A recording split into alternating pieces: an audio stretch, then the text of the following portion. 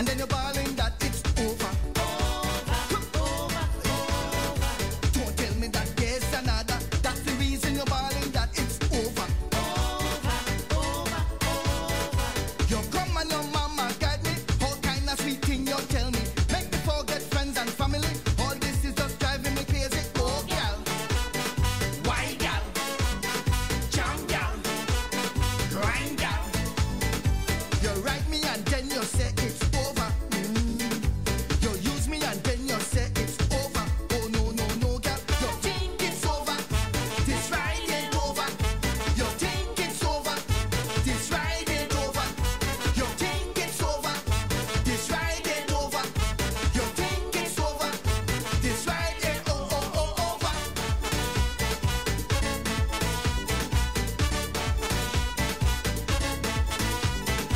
Been here for a long, long time, and then you're bawling that it's over.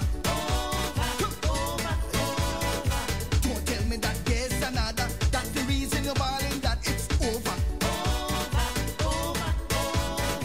You come and your mama guide me. All kind of sweet thing you tell me. Make me forget friends and family. All this is just driving me crazy. Oh, gal. Why, gal? Jam, gal. Grind, gal. You write me and then you say it's over. You use me and then you say it's over. Oh, no, no, no, gal. You think it's over. This ride ain't over. You think it's over. This ride ain't over. You think it's over. This ride ain't over. You think it's over. This ride ain't over. You think it's over. This ride ain't over. You think it's over. This ride ain't over. You think it's over. This ride ain't over. You think it's over. Early in the evening, mommy tells she daughter to put the chicken in the coop. Mind the whole idea, mind the pasamita. Early in the evening, mommy tells she daughter go put the chicken in the coop. Mind the dog eater, mind the neighbor eater. Mommy tell daddy they be taking too long to come back inside. You should check for your daughter. You should look for your daughter.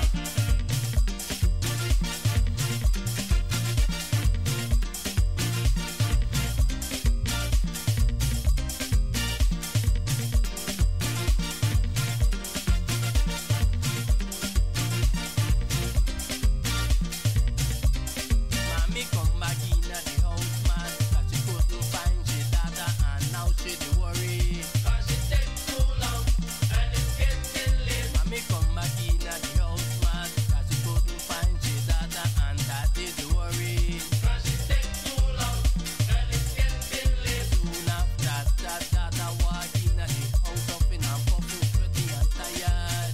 And she looks so bad, and she goes dirty. Mommy and daddy want to know why you huffing and puffing, sweaty and tired. Why you take so long? Why you take so long? So the daughter say there was one rooster when no one could in the coop. So I chase the cap. So I chase the cap.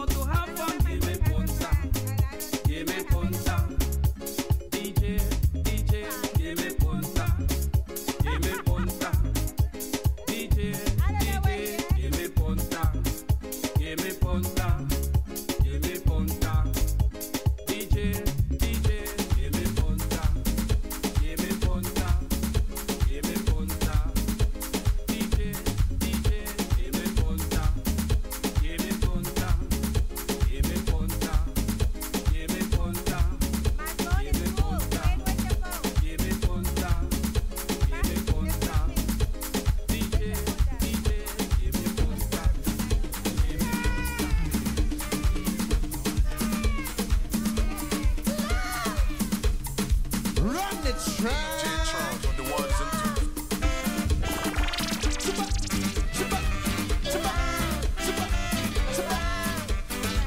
Oh gosh, bring the thing.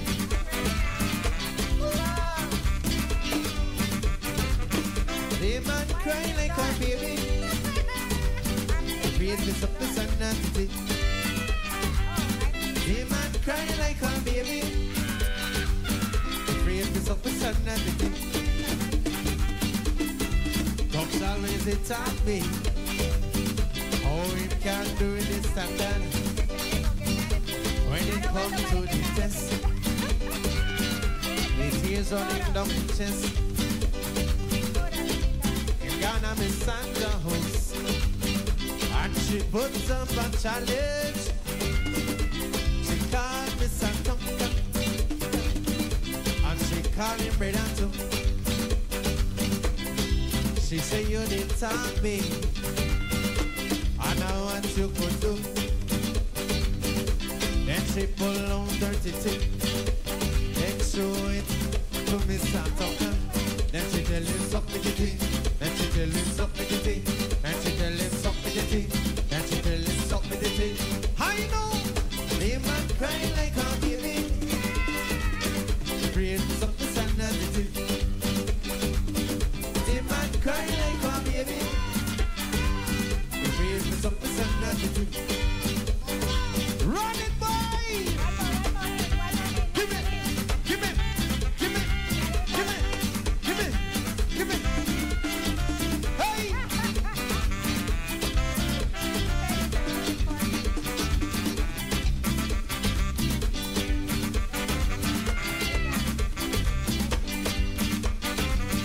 The man cry like one baby. Afraid to suck the sun and the tea. Hey! The man cry like a baby. Afraid to suck the sun and the tea. Fox always it on me. How him can do this and that. When it comes to the test, it tears on him down his chest. In Ghana, Miss Sandra house, then she put up a challenge. He called me Santonka, and she called him Bredanto. She say you the time be, I know what you could do. And she pull on dirty thing, and show it to me Santonka. And she tell him suck me the tea, and she tell him suck me the tea, suck me the tea, and she tell him suck me the tea. I know, he man cry like a baby, afraid to suck the sand and the tea. He man cry like a baby, afraid to suck the sand and the tea. Super, super, super. Higgy big, higgy big, higgy big, higgy big. Duck it super, duck it super, duck it super, duck it super. Yeah, that baby back there. Run, sucker, run. Miss Daddy come. Run, sucker, run. Miss Daddy come. Run, Dodo, run. Your girlfriend he come. Run.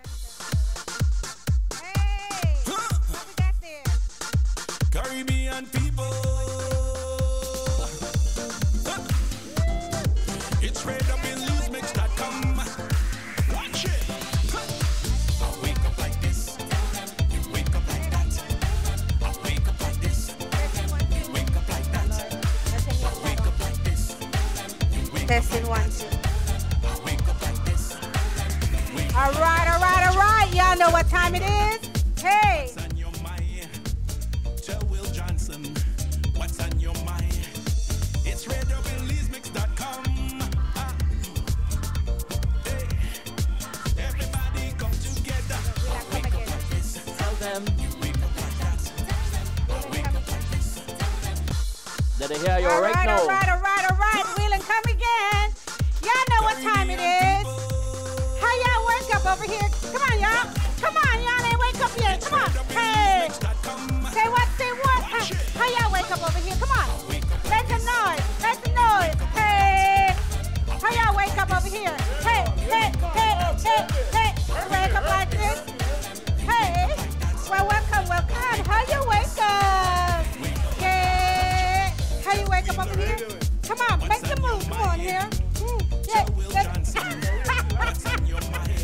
That's right, that's right. How you wake up, doctor? You wake up like this? And how you wake up, nursing? Hey, like this, like this. All right, you guys. We are on. We're just a little bit behind, but we're not behind because we're going to do this, right? Come on, Wayne, come on. Hey, come on. Get off the chair, y'all. Come on, let's go. Hey. Bring yourself, come on now. Come on, big sexy. That's right. You on the hat, my dear. Come on. Hey. There you go. Boy, you good. I wake up like that. How you wake up? What's on your mind? Gerald Johnson. How you wake up? Your mind. It's Like how? Like I did? Big sexy in the house, mama. That's right, big sexy. Come on. You wake up like that. Tell him. I wake up like this. Tell him. You wake up like that. That's right. I wake up like this. Tell him. You wake up like that. On the left side. Come on. On the right side. On the left side.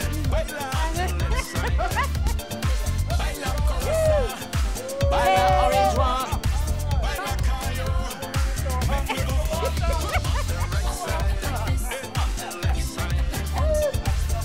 So what? Fire? Fire in the house? Fire in the house? I wake up like this. And a pleasant good morning to each and every one of you. Thanking you for joining us right here at Little Belize Restaurant. I want to thank you for your patience. You've been very nice. Hey, we had a little technical difficulty at first, but hey, where there is a will, there is a way. There's Queen a Lerner, way. take it over. That's right. Good morning. Where there's a will, There is there's a way. You way. got it. Thank you so much. And how you all wake up out there, world? Welcome to another episode of I Wake Up Like This with your host, Queen Lorna, and the one and only Mr. Johnson, Will that's right. Johnson. And guess what, ladies? You're out for a treat. My Jamaican brother is in the house. Big sexy's here. He called himself Big Sexy. Big Sexy is in the house. And ladies and gentlemen, welcome. All right. Say it. Big, 1, 2. That's right. No, There you you ready, go. Big, Big Sexy? sexy's in the house. There That's we- right. So, Big Sexy, welcome. Hey, thanks for having me here. Yeah. How you doing today? I'm doing well, you know.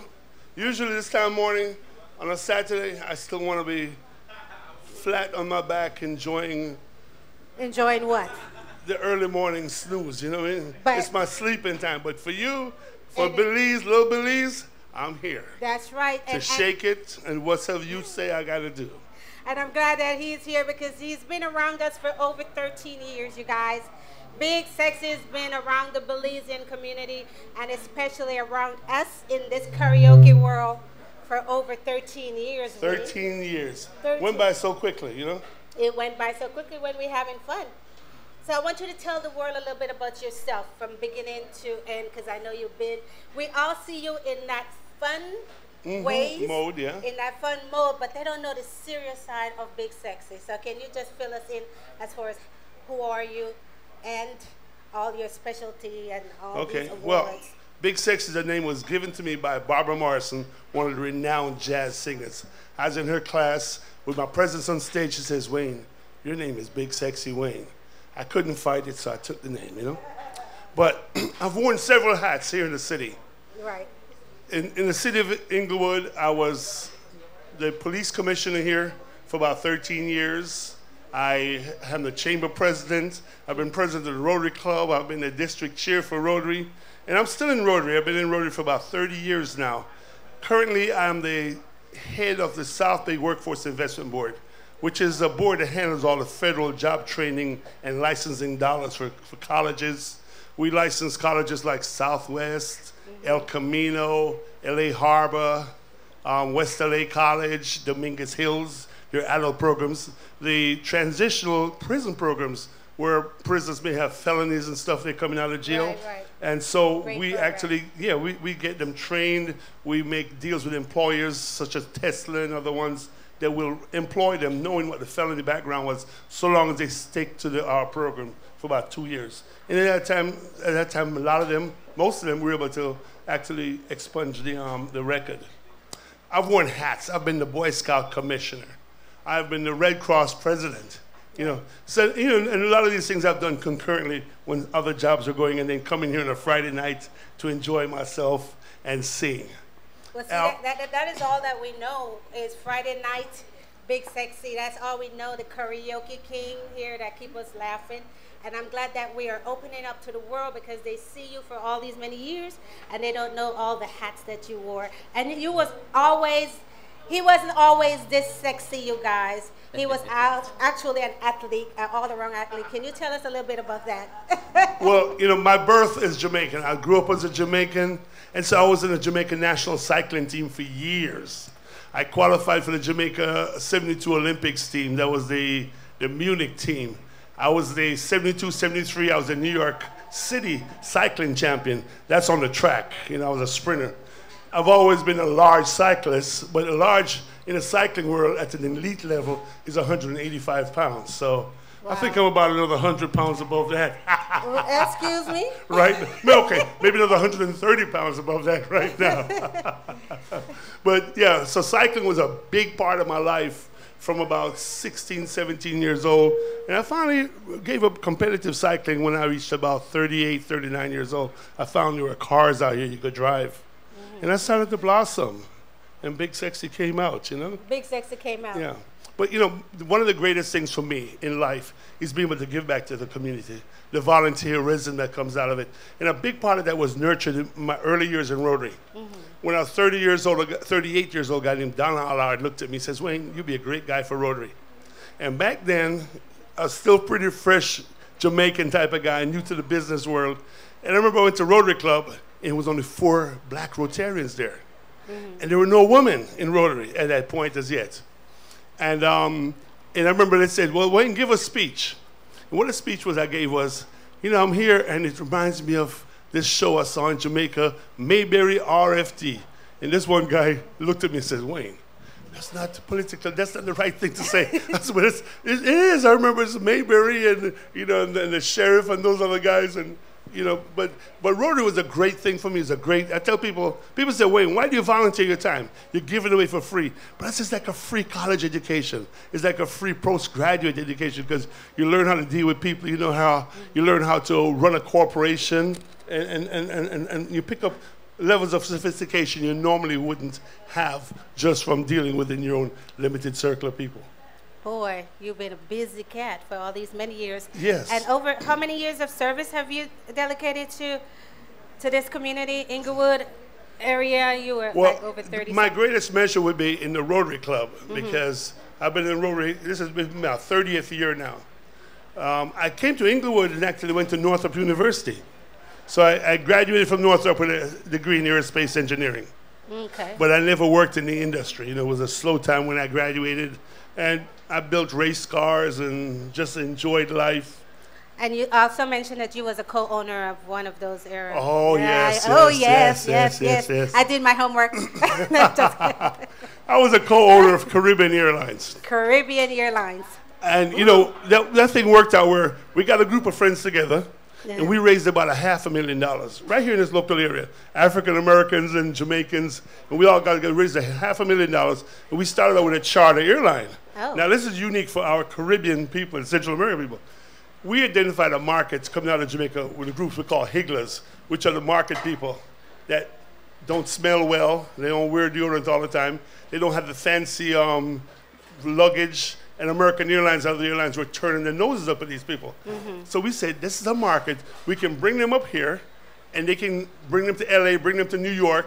They can go buy their goods, put them back in the plane, and we'll fly them down to Jamaica. So that was our market, just a charter airline. So twice a month, I'd go down to Florida, and Fort Lauderdale was a brand new airport. So we had our own terminal. This was brand spanking new stuff, right?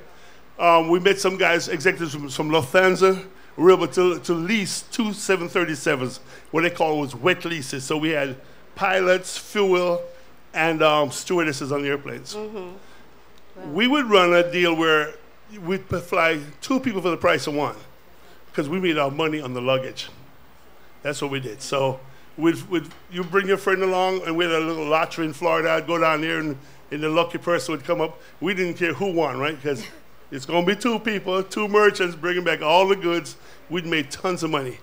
So as we went on, we flew that way for about 2 years. And then Caribbean Air lost their license. But it's a Jamaican license, and I'm a Jamaican national. So we were able to leverage and buy Caribbean Air. Oh, okay. Was the biggest mistake we made, though. We bought this airline in February. The difference between a charter you fly when the plane is full. With a scheduled airline, you got to fly whether you got people or not. Oh, really? And we lost our shirts. We lost our shirts. So how long did that last? That lasted about 8 months. That's it. Before we just ran out of fuel and money, you know. Well, back then we'd do a wet lease for a 727. We could fly a 727 for like $15,000 out of Kingston, Jamaica to New York and back, and we'd make tons of money on it, you know. 737s, we did great things like we would release the same plane we have to an oil company that flew to some remote island down in the Caribbean, bring their workers out. We became the national airlines for the Bahamas at one time. Because we could fly more efficiently than their local planes they had. We would fly up to Harvard or some of the other Yale or people that had ski programs going. So the same plane would bring higglers in, we'd change the placard inside, welcome aboard Harvard or whoever the entity was. We'd go fly them for the ski trip, come back, get those higglers back, and so it was a great time, busy time. That was a big plane, is that? It was a 737. 737? Yeah. Okay. So we mostly flew two 737s. Then we got the 727, flying from Kingston up to New York. All righty.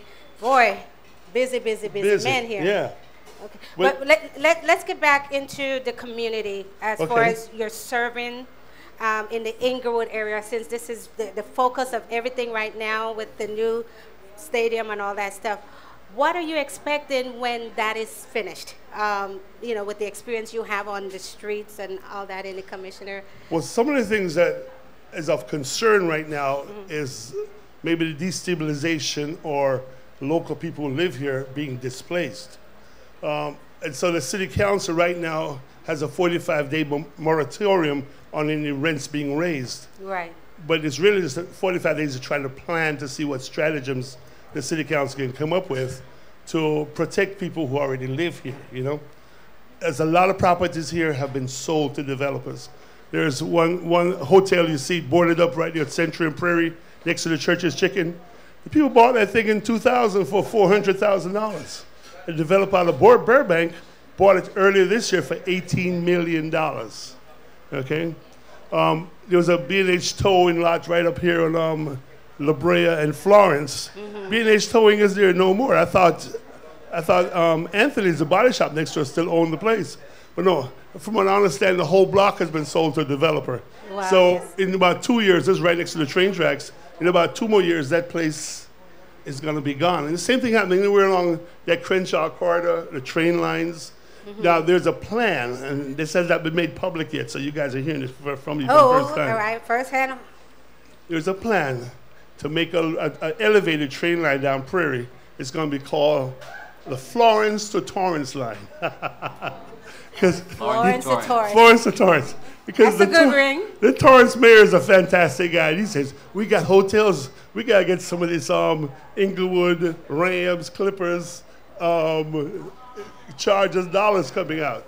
So, and initially there was not going to be a line. We fought for years trying to get the leg coming down to the Forum and the racetrack off of the Crenshaw line here, came down Florence. And, they said, no. But suddenly, when the potential in the market here changed, right. Florence to Torrance is a go. In action, right. It's a Hilton hotel. They bought a property right there in Prairie, close to the on-ramp for the 105. It's going to be 250 rooms down there. Used to be an old bowling alley there. Wow. It's a lot of things happening with this new project coming in. But I hate to see that the folks, that can't afford these rent is on, is online crying about the rent increase and all that. That is disgusting to me. So, but it's good that we have all these new projects and everything, but the rent is major going That's up gonna be a majorly, thing, major especially- change. Especially if you don't own any property here. I don't know what the options are going to be because you Closer. only have X amount of dollars that you can actually put out. Right. What are you going to do? Give coupons or something else like this?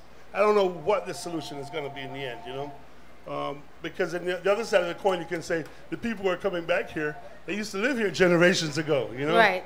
And it's not fair. it's not fair. One of the idiosyncrasies, not idiosyncrasies, this is the wrong word to use. When we had white flight out of these communities, is when we had a certain class of people coming in, and before that group of people left here, we had protectionism within the local cities. That if you're a firefighter, a police officer, or stuff, you had to live in the city to work here. That kept the financial markets here viable, okay? That's when you had the Woolworths, that's when you had the Sears in Inglewood, because the people making $100,000, well, back then they made $50,000 or $60,000, they were spending their Inglewood dollars here. But once they left, once that protectionism was taken away, and they could move to Simi Valley or somewhere else, then those industries moved to Simi Valley, and the local place here fell into disrepair. Look at Market Street, how Market Street went down. It's starting to be revitalized now, thanks to little Belize and other energies like that. But we have major companies like, big, what was this right here? Big Five that's moving, out of the neighborhood, and that is a major, look at that spot right there. Yeah. That is empty. So I don't get it, as far as negotiating with them to stay. It seemed like something is not right or something didn't happen. Because they've been here forever, right? Right, They've been here forever. There's So- a spot down here on Florence Avenue and Market Street called the D2 spot. And one of the plans there is that they're going to make a combination of housing and it's like in New York.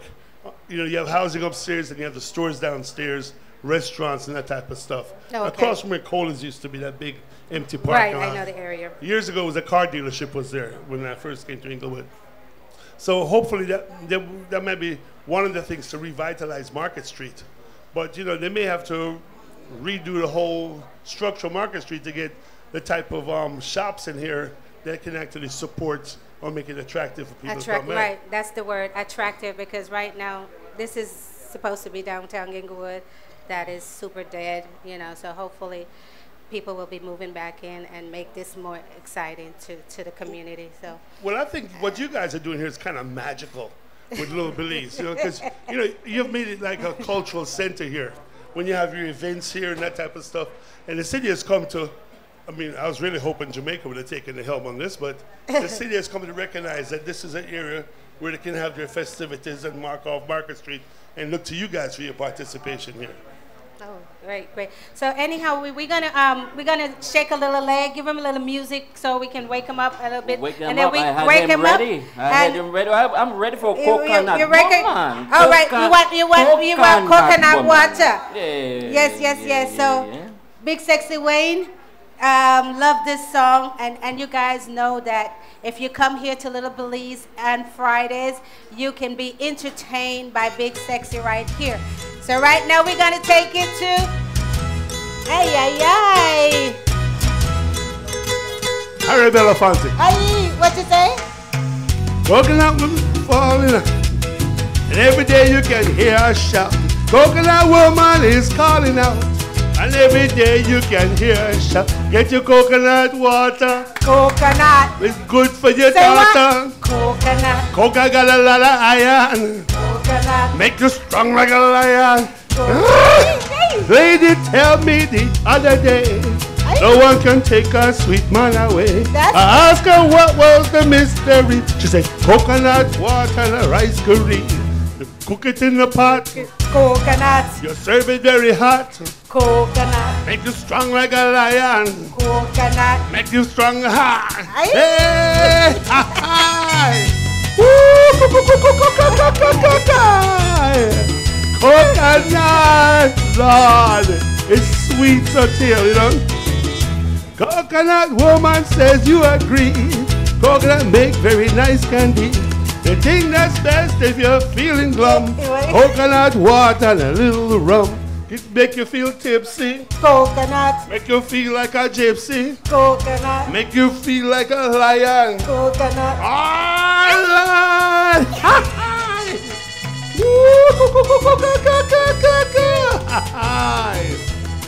Coconut! Ooh, wow. Coconut! Watch it now. Watch it.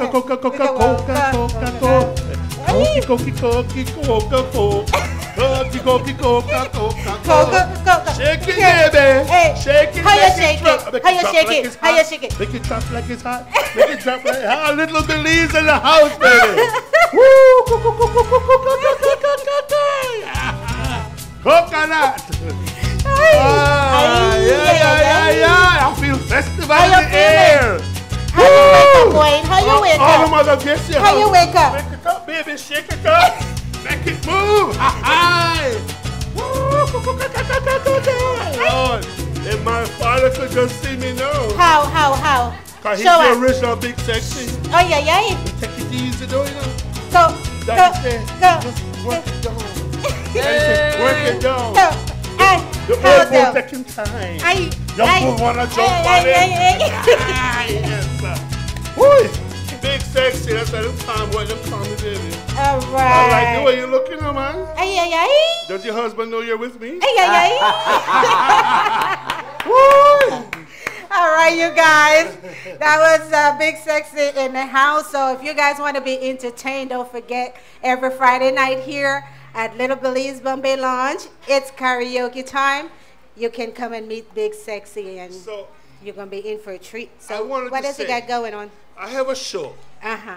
You know, I'm a classically trained vocalist and a jazz trained. That's it, Barbara Morrison Right. gave me the name. So, you know, being a Jamaican, I really didn't know a lot about jazz. I was a calypso guy, the reggae stuff. And of course, I knew the Bocelli type style of singing. So I came here and they were teaching me how to sing Ray Charles' Unchain My Heart. And I was very British about it. And I went, Unchain my heart. And she said, no, wait. You got to get some rhythm in, like, unchain my heart. So what I'm trying to say is this. I have a jazz show coming up on April 24th. It's going to be a Billy Eckstine show. I'm going to try and dress like Billy. I'm trying to be a gentleman that night, be classy and lovable, especially He's for got the to ladies. try. I'm going to try the best I can, you know? So one of the songs, if you guys would permit me, I'd Right. love to do Can you is tell them when is that show so we can repeat April it? 24th. April 24th. It's a 7 o'clock show. And, you know, just strictly Billy Eckstine stuff. Some of the stuff he has done over the years. He's a baritone as I am. I'm a baritone tenor, you know, so. So we want you guys to come out and support Big Sexy on May 19th. No. No, not that one. April 24th. April 24th? Okay. And my birthday is April 5th. I'll be 67 years old. Okay? Woohoo! 67 years young. Can you imagine that? All right.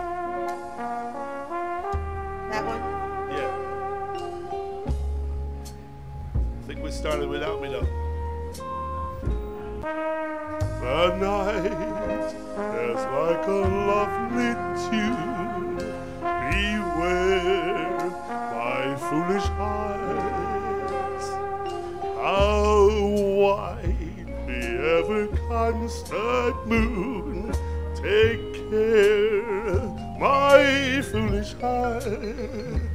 There's a line between love and fascination that's hard to see on an evening such as this. For they both have the very same sensation when you're lost in the magic of a kiss. Her lips are much too close to mine. Beware my foolish eyes. Sing it, boy.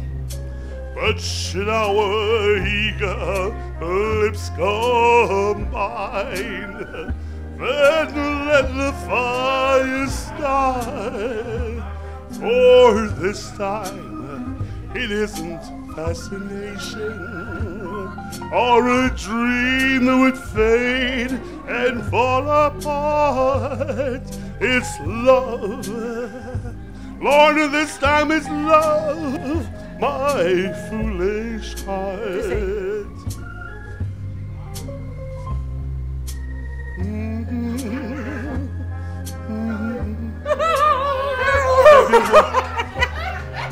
It touch your heart, it touch your heart, Wayne, it touch your heart. Yes.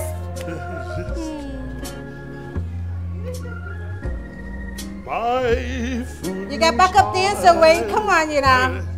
Hey. What you say, Will? You crying? Aww. Beware, my foolish heart. Under the stars, Will. Under the stars. Hush it out. Under the stars. Eagle lips combine. Hold your heart, hold your heart, And hold your heart. let the fire start.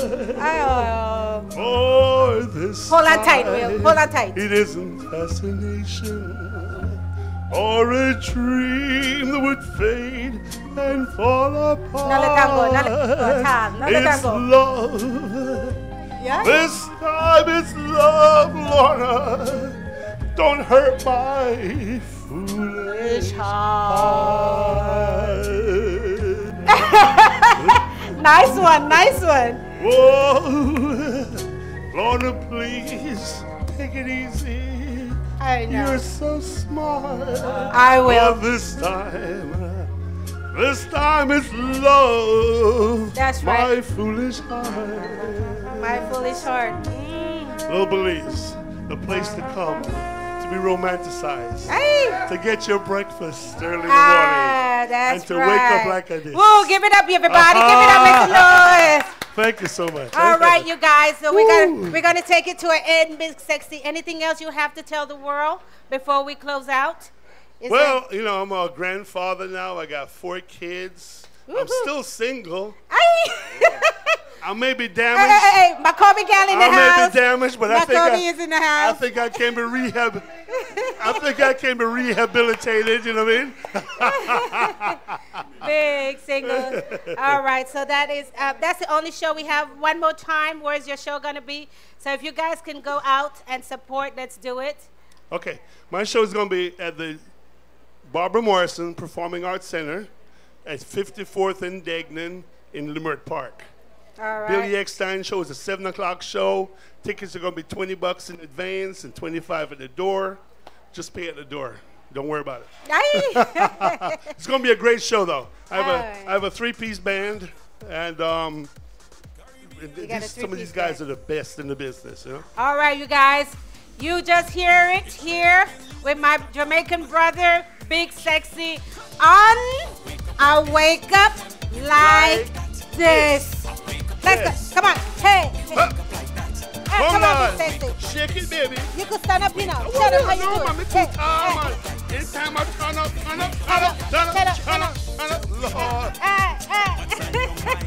How you wake up? $10.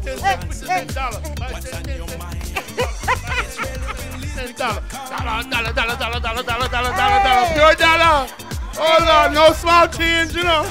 Pure dollar, baby. Tell him. Mama. Tell him. You wake up like this. You wake up like this. You wake up like this. Tell him. You wake up like this. Tell him. You wake up like this. You wake up like. Lord, man, this woman have a body upon her. I think I've died and come back. You got the body. Hey. Thank you guys again. One more time. Come on. Come on, Will. How you wake up? I wake up like this.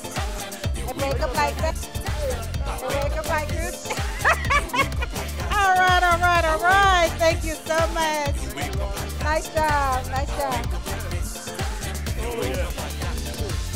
Tell Queen Lerna what's on your mind. Tell Will Johnson what's on your mind. It's radio Belizemix.com. Yeah. Hey. Everybody come together. I wake up like this. Is this working now? Wake up like that. Tell them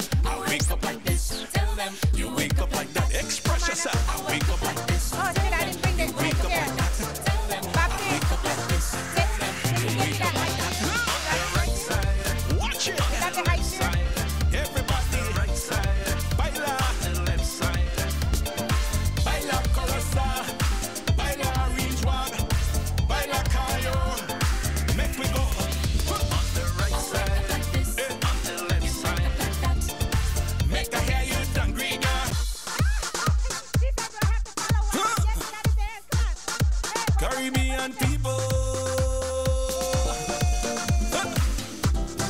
It's straight up Belizemix.com. Watch it. I wake up like this. You wake up like that. I wake up like this. You wake up like that. I wake up like this. You wake up like that. I wake up like this. You wake up like that. Watch it. Tell Queen Lerna what's on your mind. Tell Will Johnson what's on your mind. It's RadioBelizemix.com. Hey, everybody come together. I wake up like this. You wake up like that. I wake up like this. You wake up like that. Come on, Paul. I wake up like this. You wake up like that. I wake up like this. That's fine. It's Saturday. You can feel That's the fine. energy. Yes, there's a party about to get started. Belize celebrate. Caribbean Go get people. It's like a reunion. Is it on? One big family. I wake up like this. You wake up like that. I wake up like this. You wake up like that. I wake up like this. You wake up like that. I wake up like this. You wake up like that. Tell Queen Lerna what's on your mind. All right, Tell Will you guys. Johnson what's on your mind. Oh boy, oh boy. I know the director here said, do I have to follow Big Wayne? Big Sexy? Oh my God, I'm scared, I'm scared, I'm scared. But don't be scared because, can you guys hear me? All right, Big Sexy, we thank you so much for coming in. All right. All right, ladies, we had to have a little fun before we get into serious business now. We're getting into some technical topics right here. Little Belize in Inglewood. You guys come on down. Oh, before I go any further, let me thank my sponsors. Little Belize Restaurant, we thank you. Province Tax and Accounting, we thank you, sis. Radio Belizemix, of course, my partner in crime for how many years? Long time. Oh, long time. We can't even count. I thank you so much. Oh, wow, Belize and Heritage Association, we thank you, we thank you. Clyde Juliet, photographer, always with us. We thank you. DJ Baptist, always. We can count on you guys. I appreciate everyone. My sister Laverne for pushing this show. I thank you so much. Oh, we are having so much fun. All right. You guys, welcome. We have Dr. Paul is in the house, and he's going to help me out with this great topic here, awareness to the community, you guys. For those of you who doesn't know that my mom, I take care of my mom that have, dementia, Alzheimer's. So this topic is very touching and very important to not just me, but the world, because it's something that is happening worldwide. It's not just here in California or in the U.S. So understand we have from the Alzheimer's Association, we have our program director, for what region was that again? I'm sorry. California Southland. California Southland, Miss Susan Holland is in the house. Give her a warm welcome, please. I remember. Yeah, you remember? And you guys get your questions ready because I need participation from the audience so you can ask questions. She's going to start by telling you a little bit about herself, and then Dr. Paul will tell you a little bit about himself. And so we're going to take it from there, and we're going to get into the major effect and causes and all that stuff about Alzheimer's and the different stages and all that. So welcome. Thank you. A little bit about myself. Oh my goodness. Actually, I stumbled into this because it's personal for me. So I grew up being a caregiver for my grandfather who was paralyzed, and then my grandmother who had Alzheimer's. And since that time, I've actually had 2 grandmothers and 2 aunts with Alzheimer's disease, dementia, vascular dementia. So I felt compelled to move into this field because I was that person who I know I needed answers, but I didn't even know what questions to ask. And so that's kind of what led me to where I am today. Wow, I know you are the program director. And so many of us, like I said, have either a mom. And one thing that I want you to really touch on, that it doesn't matter about age at all. So can you just tell us tell it briefly what is Alzheimer's, and then we're going to get into the causes and all that. So Alzheimer's disease is a neurological disease where plaques and tangles form in the brain and kill the brain cells. Now I've already forgotten the question. That's not a good sign. Oh no, just an overall. It's on you. Just tell us what. Some people don't know what Alzheimer's is, or the difference between dementia and Alzheimer's. Okay, so I'll start there. That's probably one of the most misunderstood areas. Right. So dementia is really a word that describes a collection of symptoms, problems with memory, communication, judgment, abstract thinking. And these are going to be new problems. So if I've always gotten lost driving to work, that's not a new problem. But these would be new issues in multiple areas that interfere with day-to-day life. But it really is just a description of symptoms. You need to find out through a thorough evaluation what is causing those symptoms. So Alzheimer's is a disease that causes those symptoms. So dementia is kind of an umbrella term. And we have traditionally thought of Alzheimer's as an old person's disease. Right. And that there is some truth to that. And the good news is we're all living significantly longer. So it's not uncommon for us to live into our 80s and 90s. And that is oftentimes when we have survived other diseases, and we might be more at risk for developing Alzheimer's. But of the, I think, 5.8 million Americans with Alzheimer's, about 250,000 are younger, 40s, 50s, and 60s. So as much as we do consider this an old person's disease, it really can impact anybody. Wow. And Dr. Paul, welcome once again. Hello. You're in the hot seat. Good morning. Can you tell the world that wasn't listening the last time a little bit about yourself? Sure. And how you feel about this disease? And in the spirit of today, I proclaim myself little sexy up here. For the things but given that, yes, I've been, I'm a psychologist by training and have had specialty training in neuropsychology or brain psychology and geropsychology or older adult psychology, and work a lot in that area now, and have I also I may remember we have working a lot in stress management these days, a sign of our times, and my wife Janice and I, of course, have co-authored a book. We've been on the show before to talk a little about the place of stress in our world, but I'm not here to talk about that today.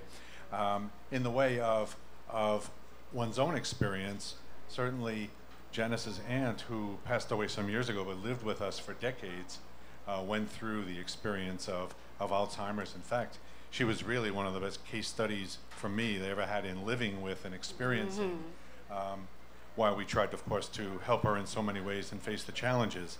There's so many times I use the example of her in classes and talks that I give, in terms that really make it very real. But this is a very serious problem. I would make one distinction. May I call you Susan? Of course. Yes, Susan. Just call me Paul. And it's very right. Dementia is considered like the umbrella category, for which you have predominantly memory problems, learning problems, can't remember and learn new things, get lost, things like this. Very, very serious cognitive problems. Also, we may get into it, some very serious emotional problems as well, anxiety and depression, and sometimes worse. Dementia, though, is an overarching category.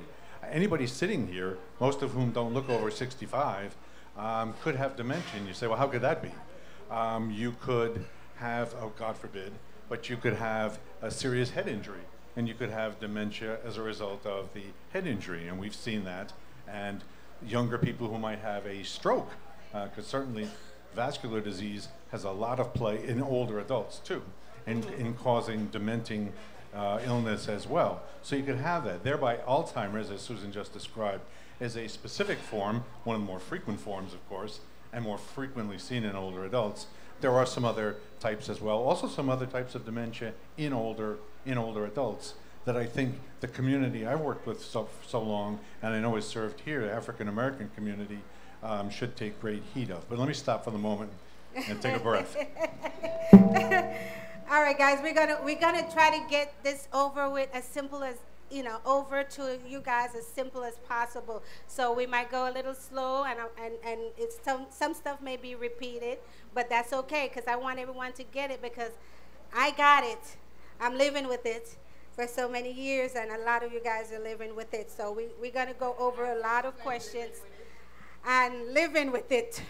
Trust me, it's not an easy task for caregivers. All right, so we have people in the house that can vouch for that, and we'll talk about caregivers also and their job.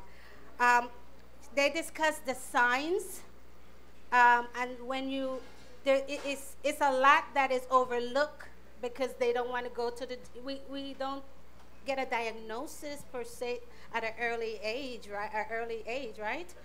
So a lot of time it goes unnoticed that something, how we be like, oh, I can't remember this, I can't remember that, and we just took it for a joke. But that is like a sign that we should not take for jokes anymore. So just so you guys know. And Susan will tell us a little bit more about, is it generic, or, is it something that if this one have it, will I have it? Can you explain if that's a generic situation with dementia and Alzheimer's? How does that? So the genetic piece is also a really commonly asked question. If my mother has it, will I have it? And it's a really long-winded, vague answer, unfortunately. So individuals who develop Alzheimer's that are more younger onset, 40s, 50s, 60s, sometimes that is more of a genetic piece. There's a genetic mutation, which then if you inherit that from a parent, you are more likely to develop Alzheimer's. However, most of us develop Alzheimer's after age 65, and that's where things become a little more fuzzy and I would say vague. There are some genes that might increase our risk. A combination, some might make it a little bit more protective, but the problem is it's not predictive. So if I have the protective gene, I could develop Alzheimer's. If my brother has the higher risk, he might never develop Alzheimer's. I think the other factor when you look at families is when we all live in a family, usually there's some very similar educational levels, access to health care, lifestyle changes. So that might factor in as well. Wow. And this question I'm going to ask Dr. Paul on this one. As far as your ethnic city is concerned, can you explain, does it hit African American more, Hispanic? How is that ratio going? Do you have a clue? There are some differences in expression, and as Susan was saying on the genetic front, most of what was said in terms of any increased risk factor tends to hold more clearly for white Americans. The findings haven't always held as well for African Americans. So I'm not suggesting by any means that people go running off and getting genetic testing tomorrow, and she alluded to all the other factors. For African Americans, they have a greater incidence of Alzheimer's disease, but Alzheimer's disease and what's called vascular dementia. Remember earlier I said dementia has in common problems in memory and language, thinking, concentrating, learning, etc. That's all dementia. Alzheimer's has its own specific cause and it's most predominant, but you can have, if you have, and here's where African Americans come in, if you have poorly controlled diabetes, hypertension, and cholesterol, you may be at great risk for vascular dementia. That caused by like so-called hardening of the arteries, reduced blood flow, things that can reduce your capacity to think or maybe cause a stroke. And that is more prevalent in African Americans. Usually when I give talks, and whoever's on the radio here can answer for themselves, do you have diabetes? Go ahead. Do you have diabetes? Do you have hypertension, high blood pressure, diabetes, sugar, if you know, high cholesterol? If so, rather than worrying quite so much about, oh my God, am I going to get Alzheimer's, make sure you get those conditions under check, because that is far more true for African Americans. African Americans have a higher prevalence of dementing diseases, I think in part because traditionally they have poor health, a long history of, I think, poor access to health care and other issues have made that happen. So there's been very, very strong studies showing that African Americans spend more days on disability in hospitals, in beds, at earlier ages. Like, so that for a white person, at about 65 to 74, African Americans spend on average the same amount of days in bed at 45 to 54. They get sick earlier because they have conditions from hard life, an unfair society, poor access to health care, and lots of other issues that create great problems for them. Which leads us to this question that this person is posting right here. So what are the preventative measures that one can take to slow this process? So I'll start. So one rule of thumb is if you have a healthy heart, you're more likely to have a healthy brain. So anything that, any disease, any exercise, diet that improves your heart and the flow of blood will most likely help in terms of getting the blood flow to your brain and reducing risk for memory and thinking problems. Recently, earlier this year, a research study came out called Mind Sprint, and it looked at hypertension. And individuals that had their blood pressure aggressively controlled with the systolic at 120 were less likely to move on into mild cognitive impairment, which is kind of a precursor almost to Alzheimer's disease or dementia. Then the group that had their systolic kept at 140. So again, maintaining good blood pressure, maintaining and really controlling diabetes, eating healthy, kind of a Mediterranean diet is often what's mentioned, exercising, all are good ways. We can't really necessarily say it will prevent, but it will probably improve your memory and thinking and might help lessen the likelihood of developing some sort of dementing disorder. Yeah. And in addition to everything that was just mentioned, again, degree of social engagement, how connected are you earlier, because things don't change dramatically, putting aside Alzheimer's for a second, when you get older versus younger. You tend to be about as engaged with others. What I mean is parties, clubs, groups, you name it. And so to keep that kind of focus, it helps even as and when somebody moves into the beginning stages of Alzheimer's disease. Susan was mentioning mild cognitive impairment, which is actually a level of cognitive impairment. So people start, again, don't remember as well, don't manage things as well, etc. The big difference being that it doesn't appear to have a gigantic impact on their daily lives, their work lives, their social lives, but they could be at risk. Some of this can be ferreted out with some testing. Remember, you're listening to a psychologist. Do we have tests? Oh my God. So that can, because the concern is that unaddressed and untreated mild cognitive impairment does so-called convert, not one-to-one by any stretch, but many of them convert into Alzheimer's disease. We think it's an earlier stage, and it's more than just little forgetfulness. Grandpa forgets where his keys are, or it's more. It's far more than that. So, dance, music that we were hearing are all excellent ways of stimulating their exercise, and they also can help make it for a healthier brain anyway. There are some supplements, by the way. I don't want to get big and deep into all this, many of which, unless somebody addresses them specifically, but I know, for example, I was looking in preparation, I wanted to double check. You see a ton of ads for this Prevagen on TV. I see it all the time. Jellyfish, jellyfish protein and all. My God, take this. Does it work? No. It's not. The scientific consensus at the moment is save your money. It does not do you any good. And some of the others, it's a little more questionable. Susan may want to weigh in on some of this. Like ginkgo, some people are like, oh, should I take ginkgo biloba, which increases blood flow to the front of your brain. But the biggest thing I would say, if somebody has a specific issues around supplements, we could talk about it. But Lorna alluded to it, is if you see difficulties, get your loved one in as soon as possible. We used to see at the Alzheimer's disease clinic where I used to work, that on average it was 5 years before loved ones brought their loved one in. And it's because they either tolerated or dismissed or discounted the things that were going on, and it was a much later stage. And there are some promising medications that, while they do not cure Alzheimer's, can slow the progression. And they work better the earlier you get somebody in. So don't wait. Better to err on the side of caution and have doctors say, hey, doesn't look like anything significant.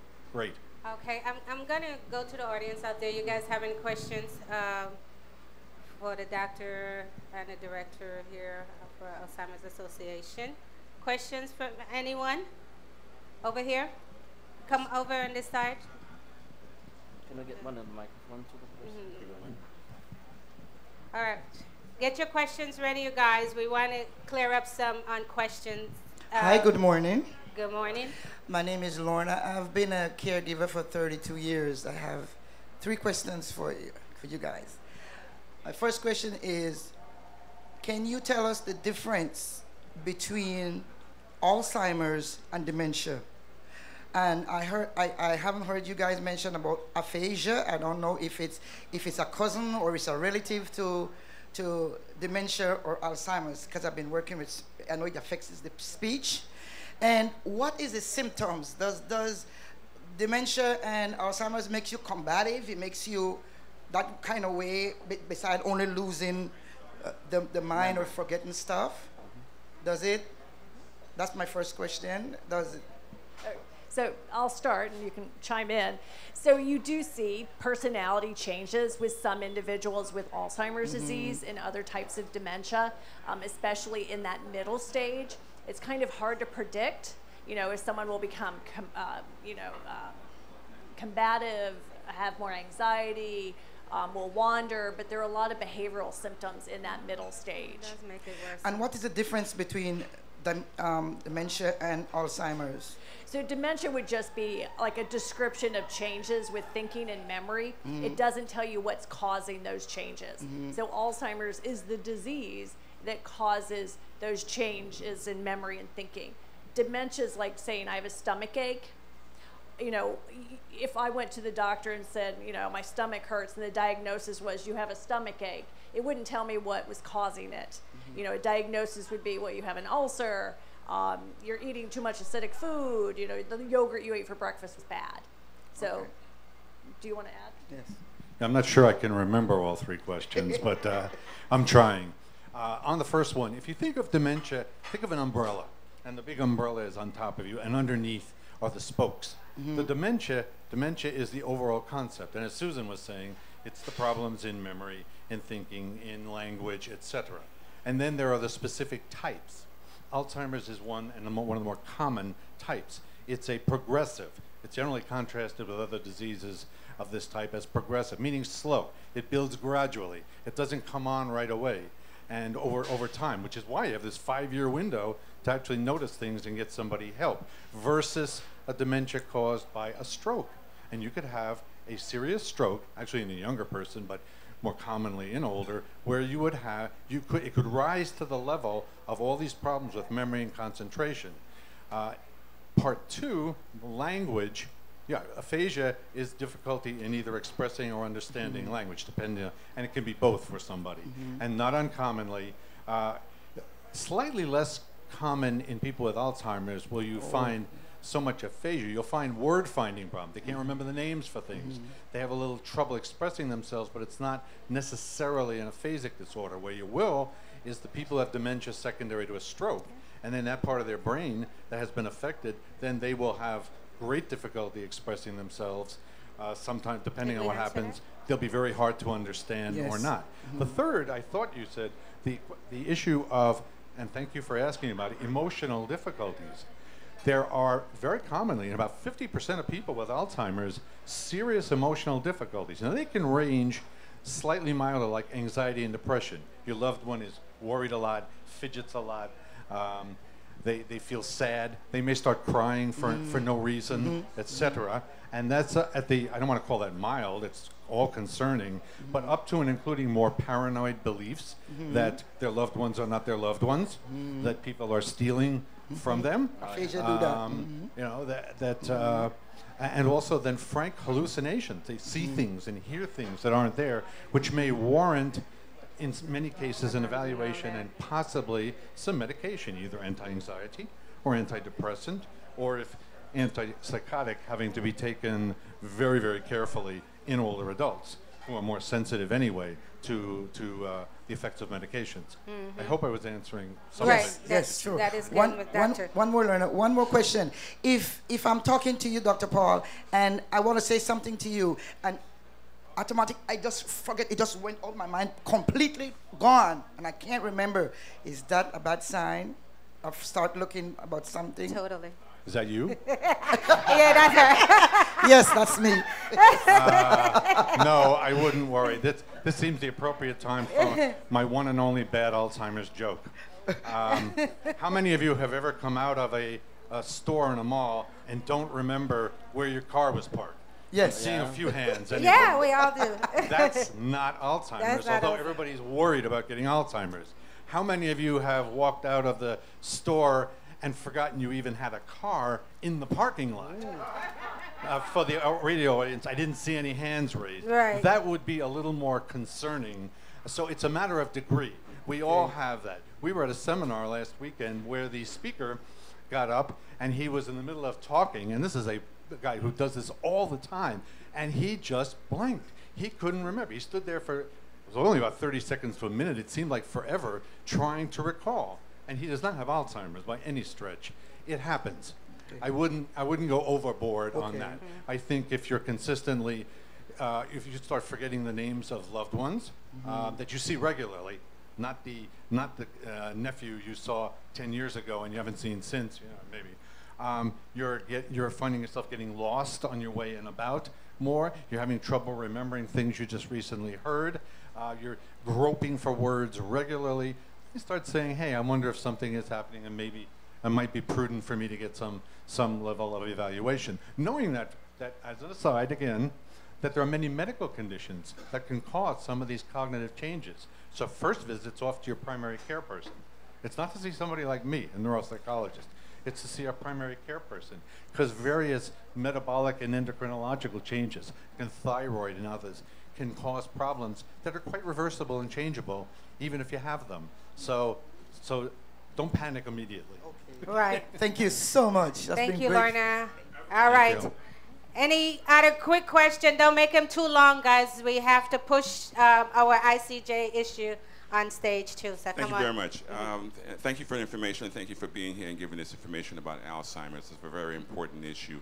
I wanted to know, for those who are caring for the loved ones right now and finding ways to best be able to be a supportive group, it takes the whole entire family. I would like for you to explain to us a little bit about that process and what it takes, and the classes that are offered, like the chronic disease self-management program that shows and teaches us how to be able to be very caregivers and given the proper information and what to do with the signs. How can we better equip ourselves for this? We'll let Susan answer. That's an incredible question. And I think sometimes people are so worried about the person living with Alzheimer's disease, they forget about the family and the needs of the family and those caregivers. But it really does take a village to care for someone with Alzheimer's disease. And most of that care is provided by family members, friends, people from the church, people from the neighborhood. And you're absolutely right. No one ever teaches us how to be a good caregiver or how to take care of someone with Alzheimer's. So through the Alzheimer's Association, I'll mention a couple of resources. We want people to be educated.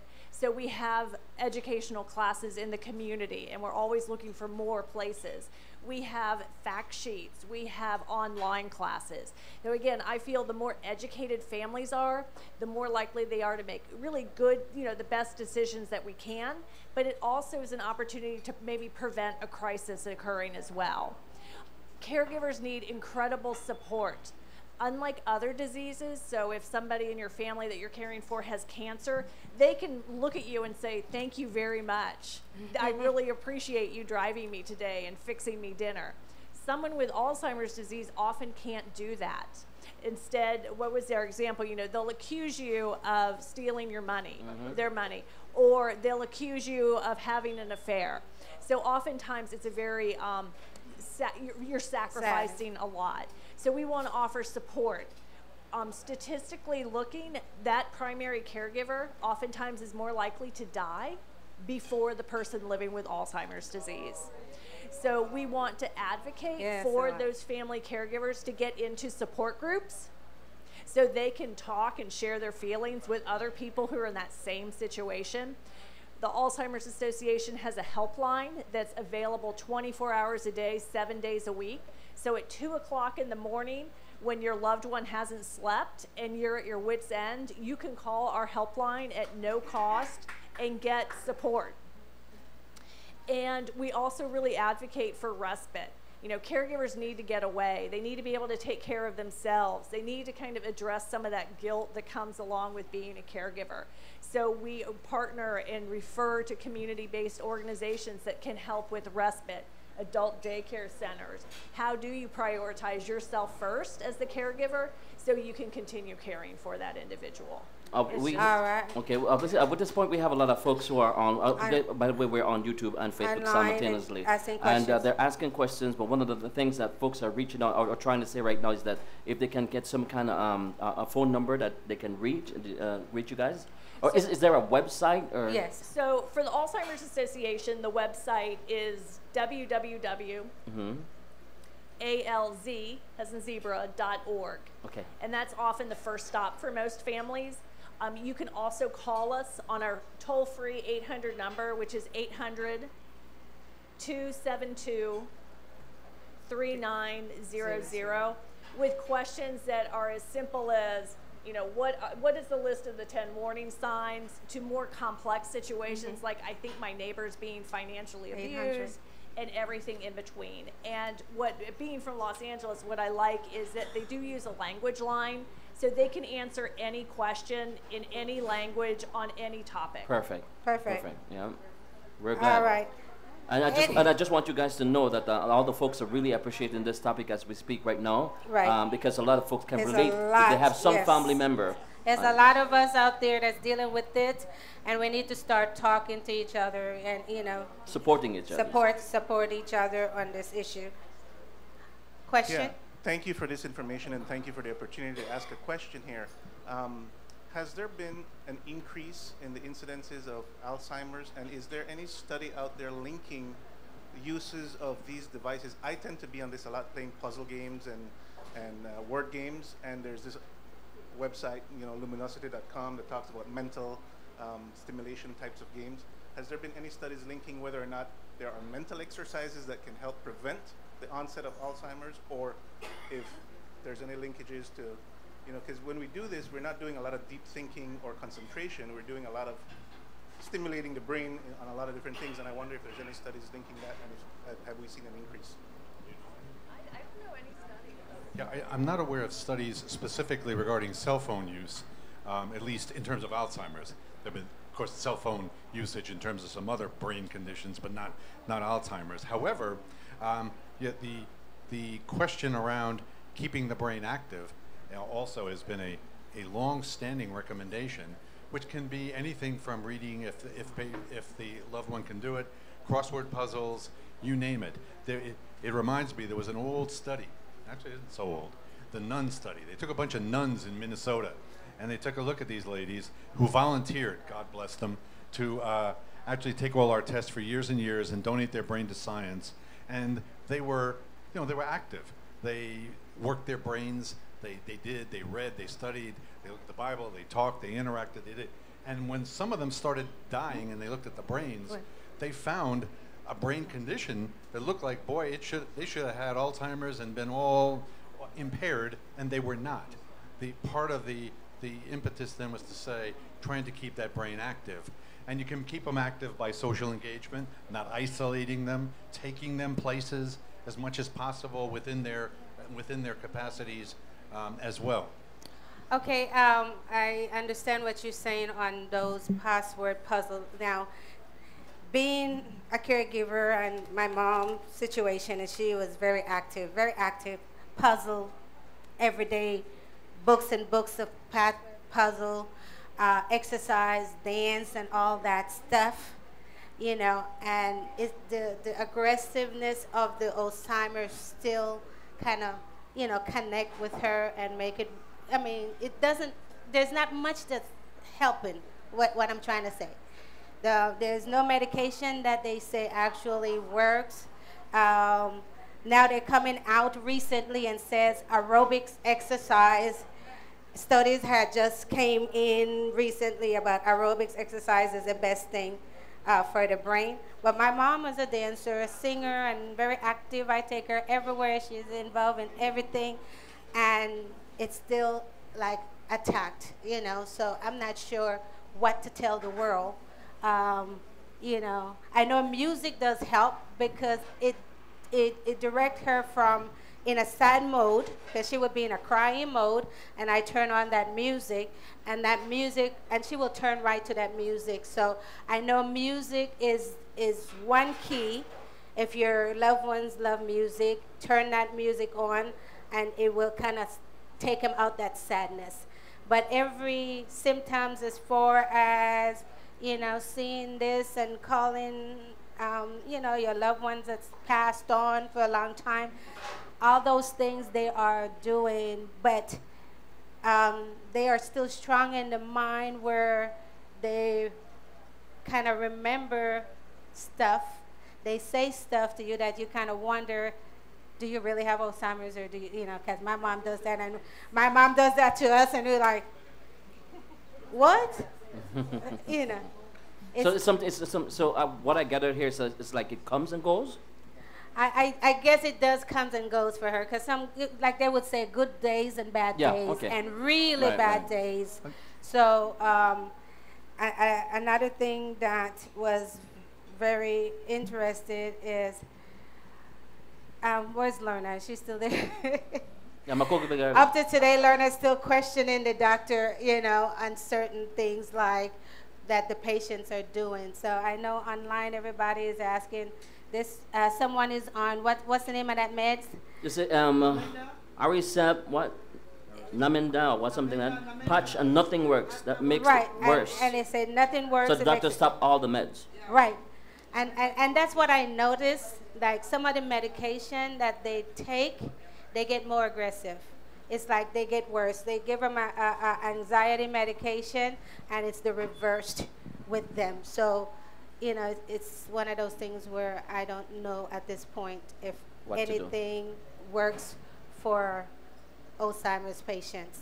Well, nothing works for at everyone. This stage. Let's put it that way. Yeah. So it's unfortunate, and Lorna's comments reflect the state of lack of knowledge about some things. And I was just reflecting when she said, so I sit here and I say, okay, give them crossword puzzle. If you never liked crossword puzzle, I hate crossword puzzle. I don't do them. She did a lot. Giving them to me, you're probably going to get the crossword puzzles thrown back at you, and you'll say, oh, he's aggressive. So trying to pick what the person has liked, trying to keep a calmer environment as best you can. The Aricept and the Menda that were mentioned are medications that are given sometimes, particularly in the earlier stages of the disorder, to try to slow the progress.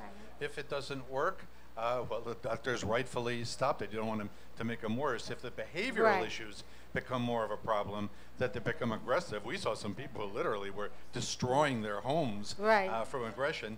Then clearly more perhaps antipsychotic or other medications might be needed to calm that behavior. It's not desirable, but it just is.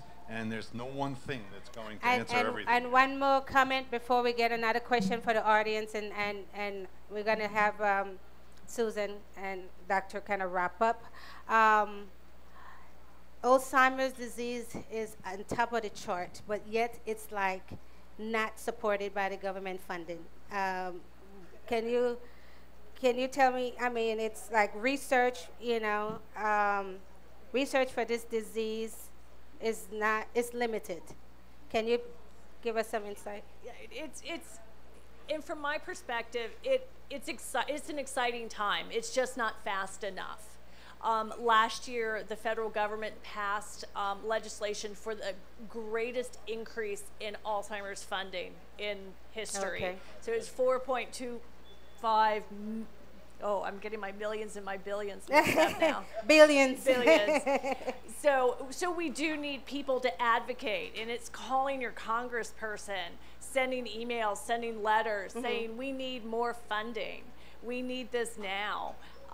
We also, the Alzheimer's Association really lobbied to get a code passed so physicians can bill Medicare now.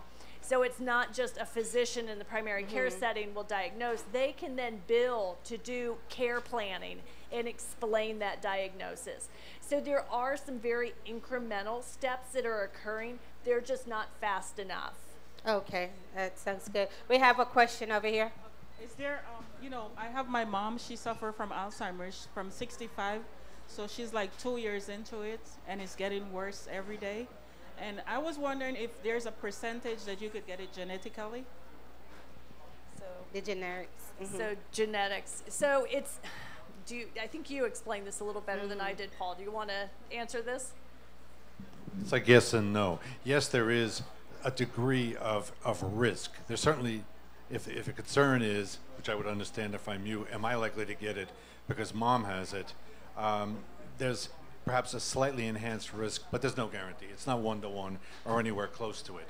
Genetic testing, which I spoke to a little earlier in our presentation, also can help to convey what degree of risk one has, but the research so far only holds as well for white Americans and not as well for non-white Americans, so I'm not sure I'd go that route.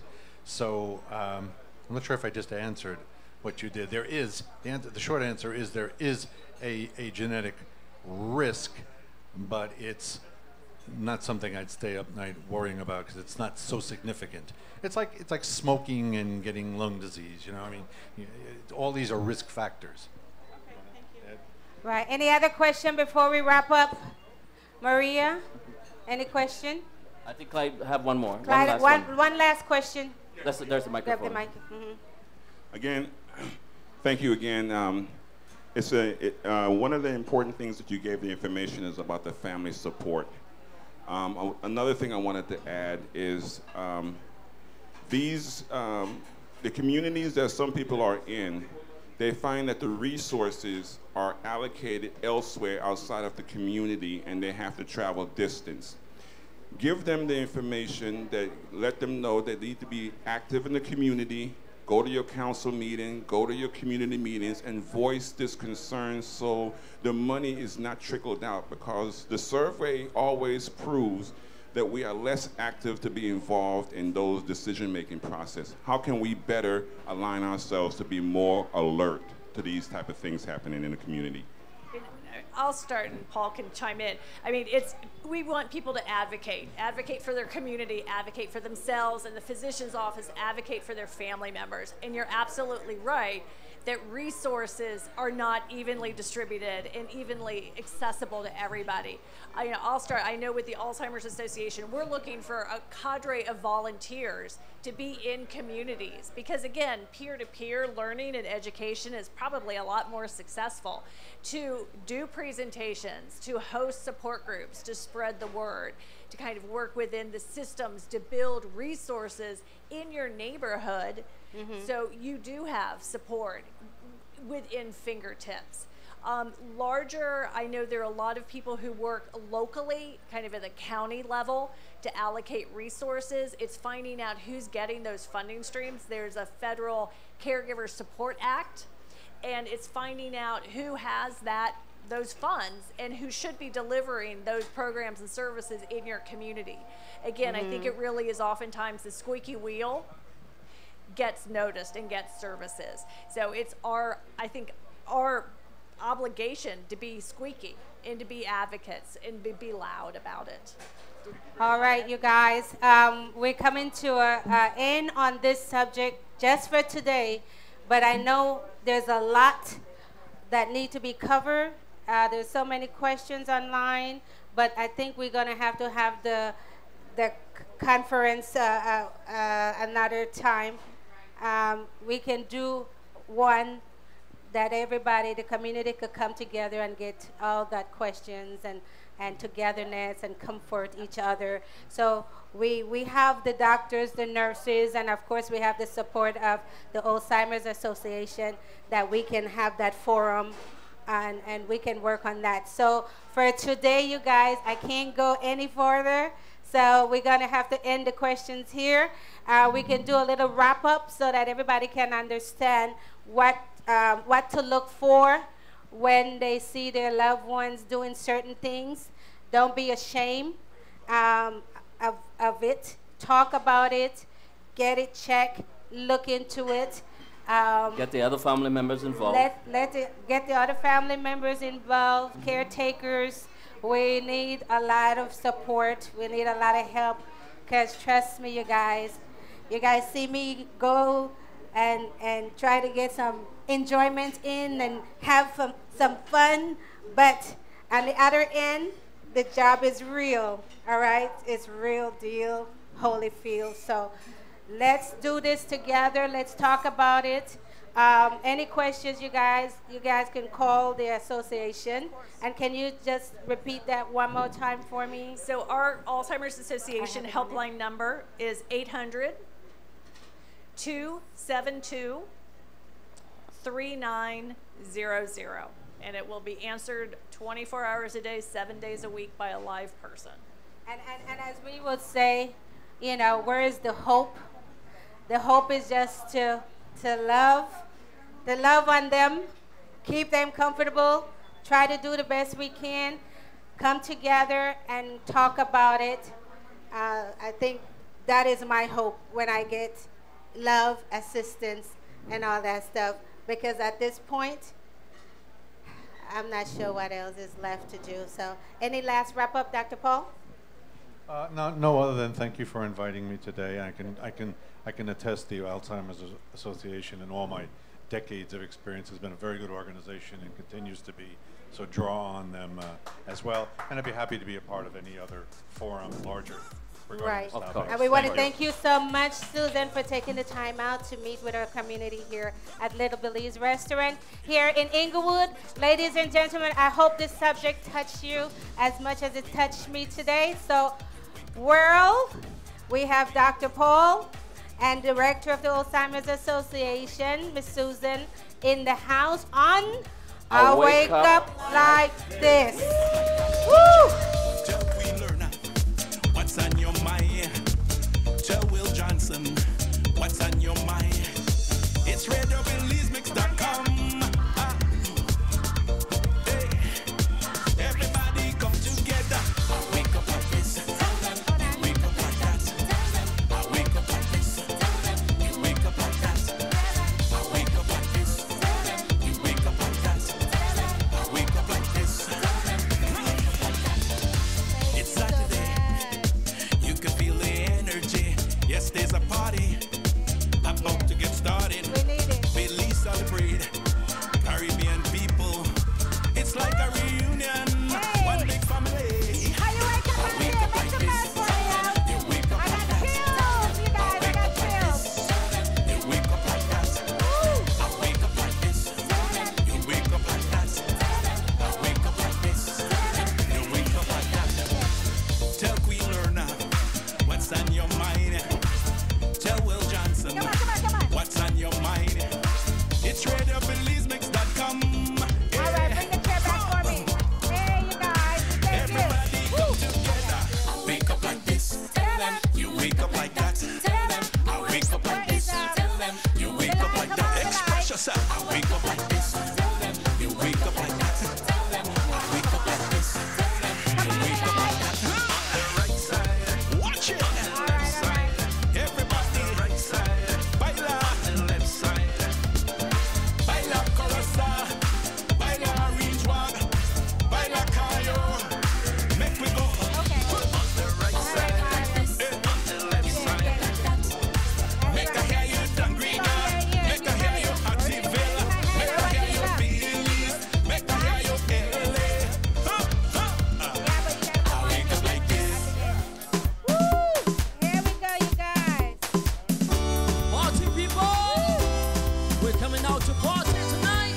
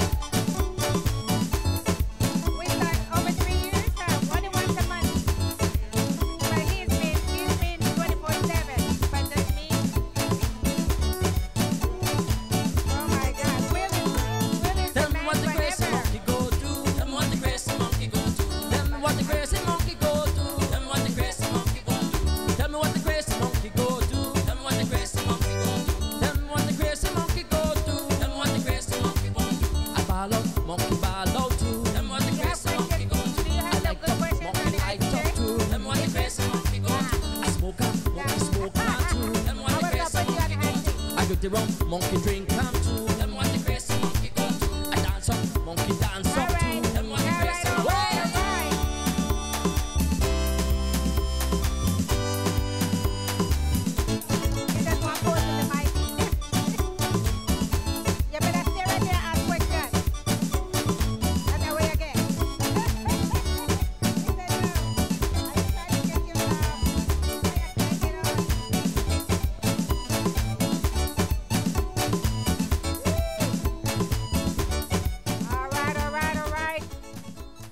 Okay, ladies, we are back. We are back. That was a hot topic on Alzheimer's, dementia. That's killing our loved ones, you guys. So that was very important. But guess what, you guys? Guess what? We have another very, very important issue. Huh? All right. Belize. We have to talk today about what's going on in our homeland, Belize. And you guys know exactly where we're going with this. April 10th is right around the corner. Everybody knows what April 10th means. Tax day. I wish it was tax day, but in the house, we have a gentleman here, a very educated young man. He is for the people, with the people, and to let the people understand this issue that we still don't understand, all right? But we just want to make clear of what's going on the yes and the no, all right? So some people out there be like, what are they talking about? It's the Belize, Guatemala, claim. So, ladies, gentlemen, please welcome on the hot seat, Mr. Mario. I forgot your last name. Yes. So, can you give them a little update of yourself, please? Thank you very much, Lorna. It's good to be here. A little bit about myself. I am just a private Belizean citizen. I am a dual citizen. I hold an American passport and a Belizean passport, and I have been living in the United States for about 12 years now. Consecutively, I had gone back to live in Belize, and then I came back after a little while. Born in Belize, attended Holy Redeemer Primary School. I was about 11 years old when Belize got its independence, despite the persistent claim that Guatemala has on some of Belize's territory and the border dispute. Belize was able to get its independence in 1981. I was about 11, like I said. I went on to St. John's High School and Sixth Farm. At the time when I graduated from Sixth Farm, you didn't have, UB didn't exist then. You didn't have a university in Belize then, so I had to left Belize in order to pursue my education. I actually went to college right around the corner. I was talking to Big Sexy. Oh, you had Inglewood? I was talking to Big Sexy. He was a commissioner around here, and I was asking him about the neighborhood. LMU, Loyola Marymount University, is where I did my undergrad in economics and business administration.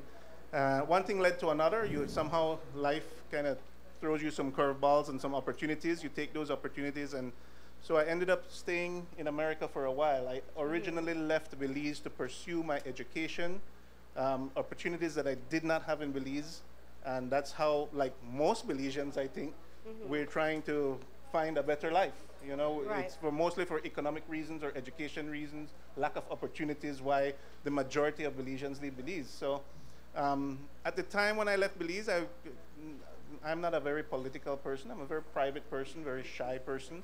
But, you know, we all love Belize.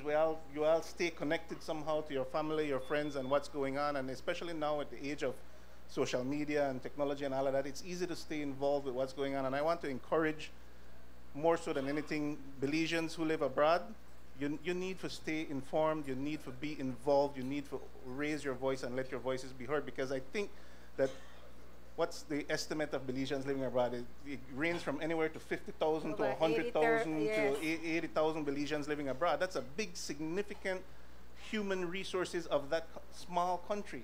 And human resources is one of the most important resources that a country can have. So the Belizeans who leave for economic, education, or lack of opportunity reasons, who remain connected back home, should have a voice, should be able to participate. I mean, we talk about, we do help the economy of Belize, and we do give back to the country of Belize, but we are cut off in many different ways. And I am all about trying to build those bridges and building the bridges between Belizeans back home and Belizeans abroad to show that, look, we're one, we're all Belizeans, and we all have a stake into the when it comes to the future of Belize. So that's what I'm all about. I decided, you know what, I've been silent and shy for too long. and it's time that people like me and people like you and people who are listening start getting more involved and start to participate and start trying to help Belize to develop in a way where you have more opportunities for the Belizeans back home, so that, you know what, 80,000 and we don't have to live. Right. You know, we don't have to live to try and find those opportunities. That's what I'm all about. I am glad that he said that, because I had a little conversation with my wife recently. It's like, okay, sometimes we want to stay away from certain things because you all know that people judge you by what you do and what you say. But sometimes you just cannot stay in the dark or stay in the corner and say nothing when you see something going on, and you can make a serious impact on what's going on. You can make a difference on what's going on.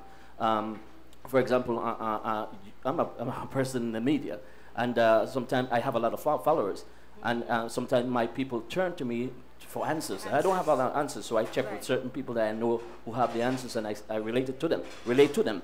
But even more so, if we can say something to the people out there, especially our Belizeans back at home, that is going to make a difference, then we need to stand up. But sometimes we can't just say, well, you know what, I want to stay out of trouble.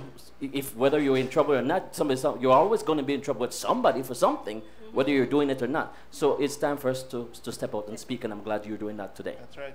Well, we are glad you're doing that also. So the big topic, right, of the day is this whole ICJ referendum. And I've been vocal on that issue because it's a very defining issue, just like when we gained our independence, and unfortunately we were a divided country when we gained our independence.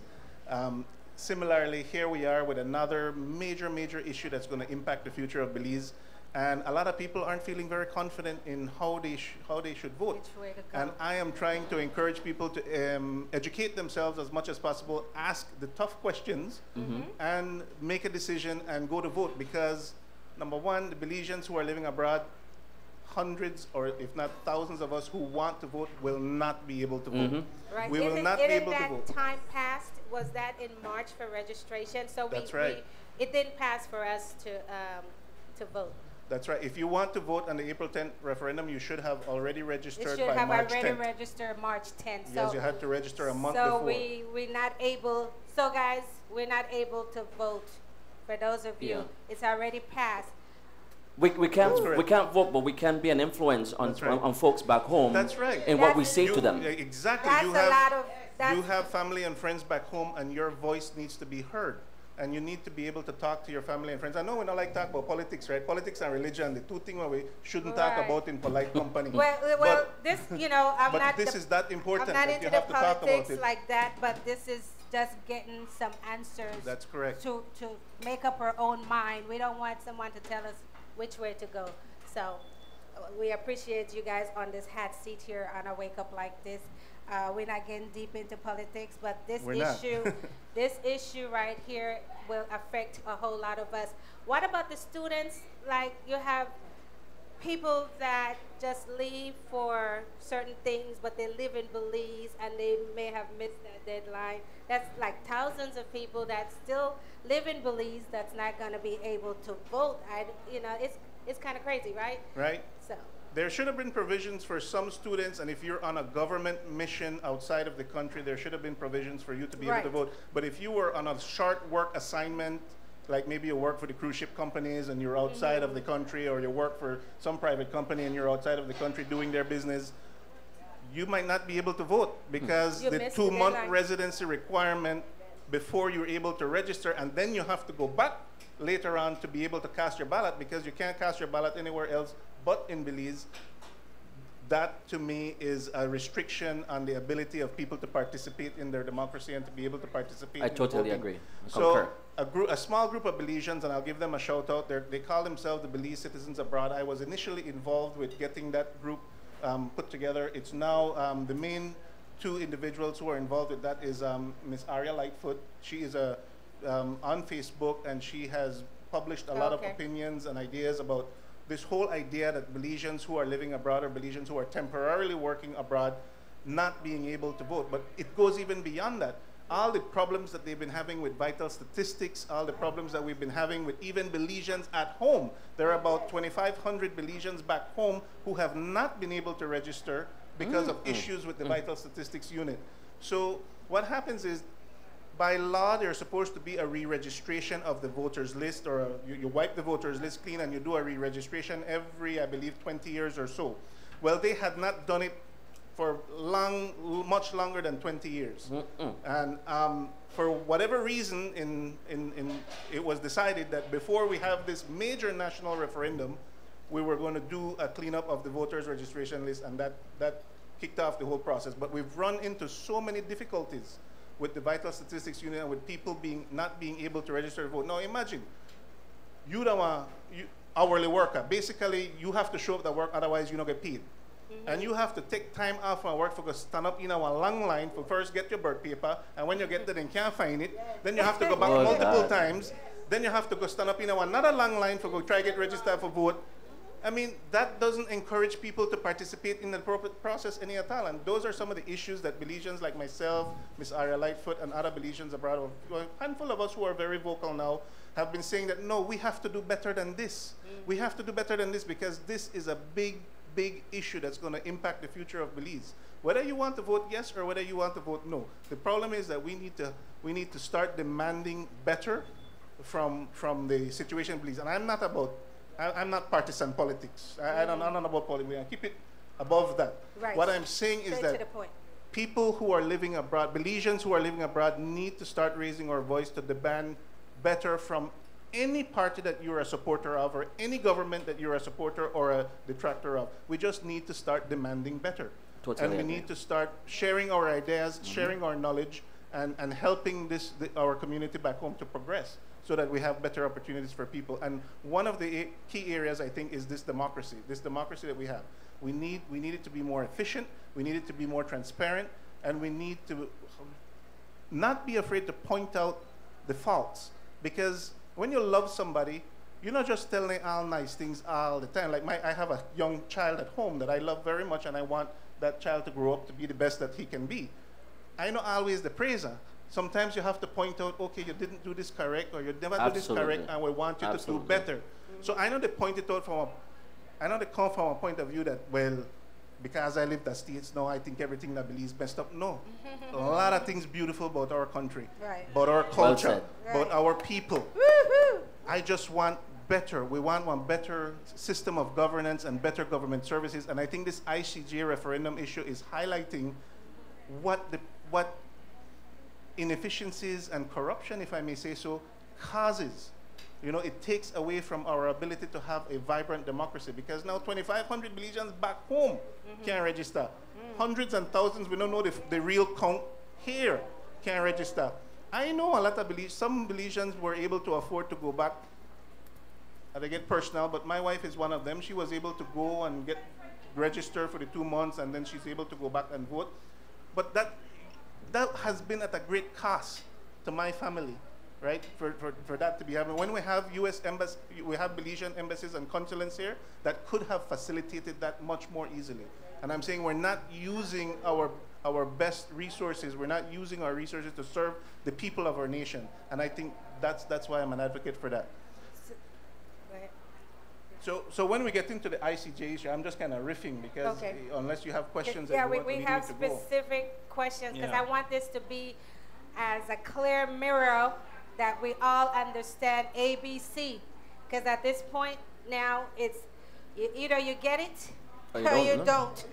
All right, so I want you to explain to everyone out there and to everyone here, why are we going, and what is the ICJ, not initial, can you just say what is ICJ means and why we are going there in the first place? So the ICJ means International Court of Justice. It is not the CCJ, which is the Caribbean Court of Justice. The CCJ is our highest court according to our constitution. Our constitution says that when you have a criminal matter or a civil matter, that you can't resolve within your own country, within your own Supreme Court, then you go to the Criminal Court of Justice, which is the Caribbean Court of Justice, which is an international court, but it is, in our Constitution, the highest court in our land. The International Court of Justice is an international, it's a world court that is used to help settle disputes. But it should be a court that you go to as a last resort. When you can't settle dispute any other way, then you end up as it's a tool that's available to countries that agree, and the countries have to agree because countries are sovereign. No international body could come and tell Belize what to do because Belize is a sovereign nation. When we gained our independence in 1981 and became a member of the United Nations, we became a sovereign nation just like the United States of America. Even though we're small and we only have 400,000 people, I don't know what the latest population count. Even though we're a small country, we are as sovereign as any other country that's in this world. We're a sovereign nation, and we have our vote at the United Nations. So the ICJ, International Court of Justice, is an organ of the United Nations that helps countries to settle dispute. But again, as a means of last resort, because the reason I emphasize that point is that when you take a dispute to a court, it's a win-lose scenario that you're facing. Somebody will win and somebody will lose. And in this case, obviously, the yes advocates are making the case that, well, we try everything that we could do. We've been negotiating with Guatemala for so many years. There's nothing else that we can do, so we should go to the International Court of Justice. And I have been saying that it's a reasonable argument to make. But on the flip side, I feel that they have some reasonable questions for us too. Because have we really tried everything that we can possibly do? To me, negotiations not over until they're over, until you give up and you quit and say, no more. And the fact of the matter to me is that Guatemala has not really been negotiating with Belize. They have been playing games. They have not really and truly tried to find a solution to this problem. But that's because we know that in Guatemala they have had their own issue, the domestic problems that they have been dealing with. Up until recently, Guatemala was a dictatorship, and they've been, really working towards becoming a democracy. They're obviously not there yet, and they have a lot of corruption issues on their own side. So really and truly, the negotiation hasn't been between two entities that have really been trying to find a solution to this problem. They've only been, really we've been playing games with the issue, is the way I see it, to put it in a nutshell. We haven't really been honestly trying. Yes, there have been efforts to try to improve relationships and cultural exchanges and trade exchanges and those kind of things, but I think those things have to be given a lot of time to develop and a lot of time to work.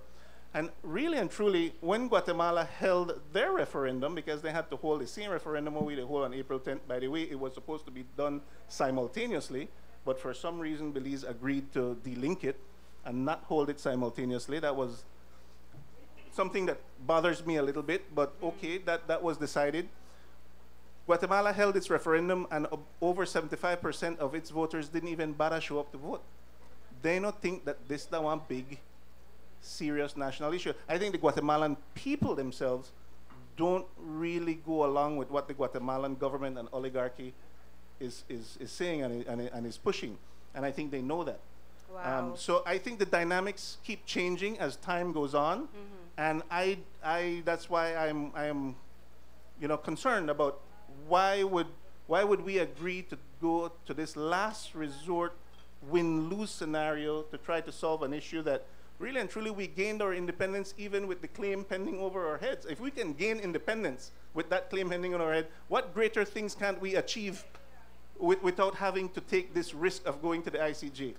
I mean, if we were able to gain our independence with the claim unresolved, obviously it's not holding us back from achieving great things, because to be independent was a great thing, and we can progress.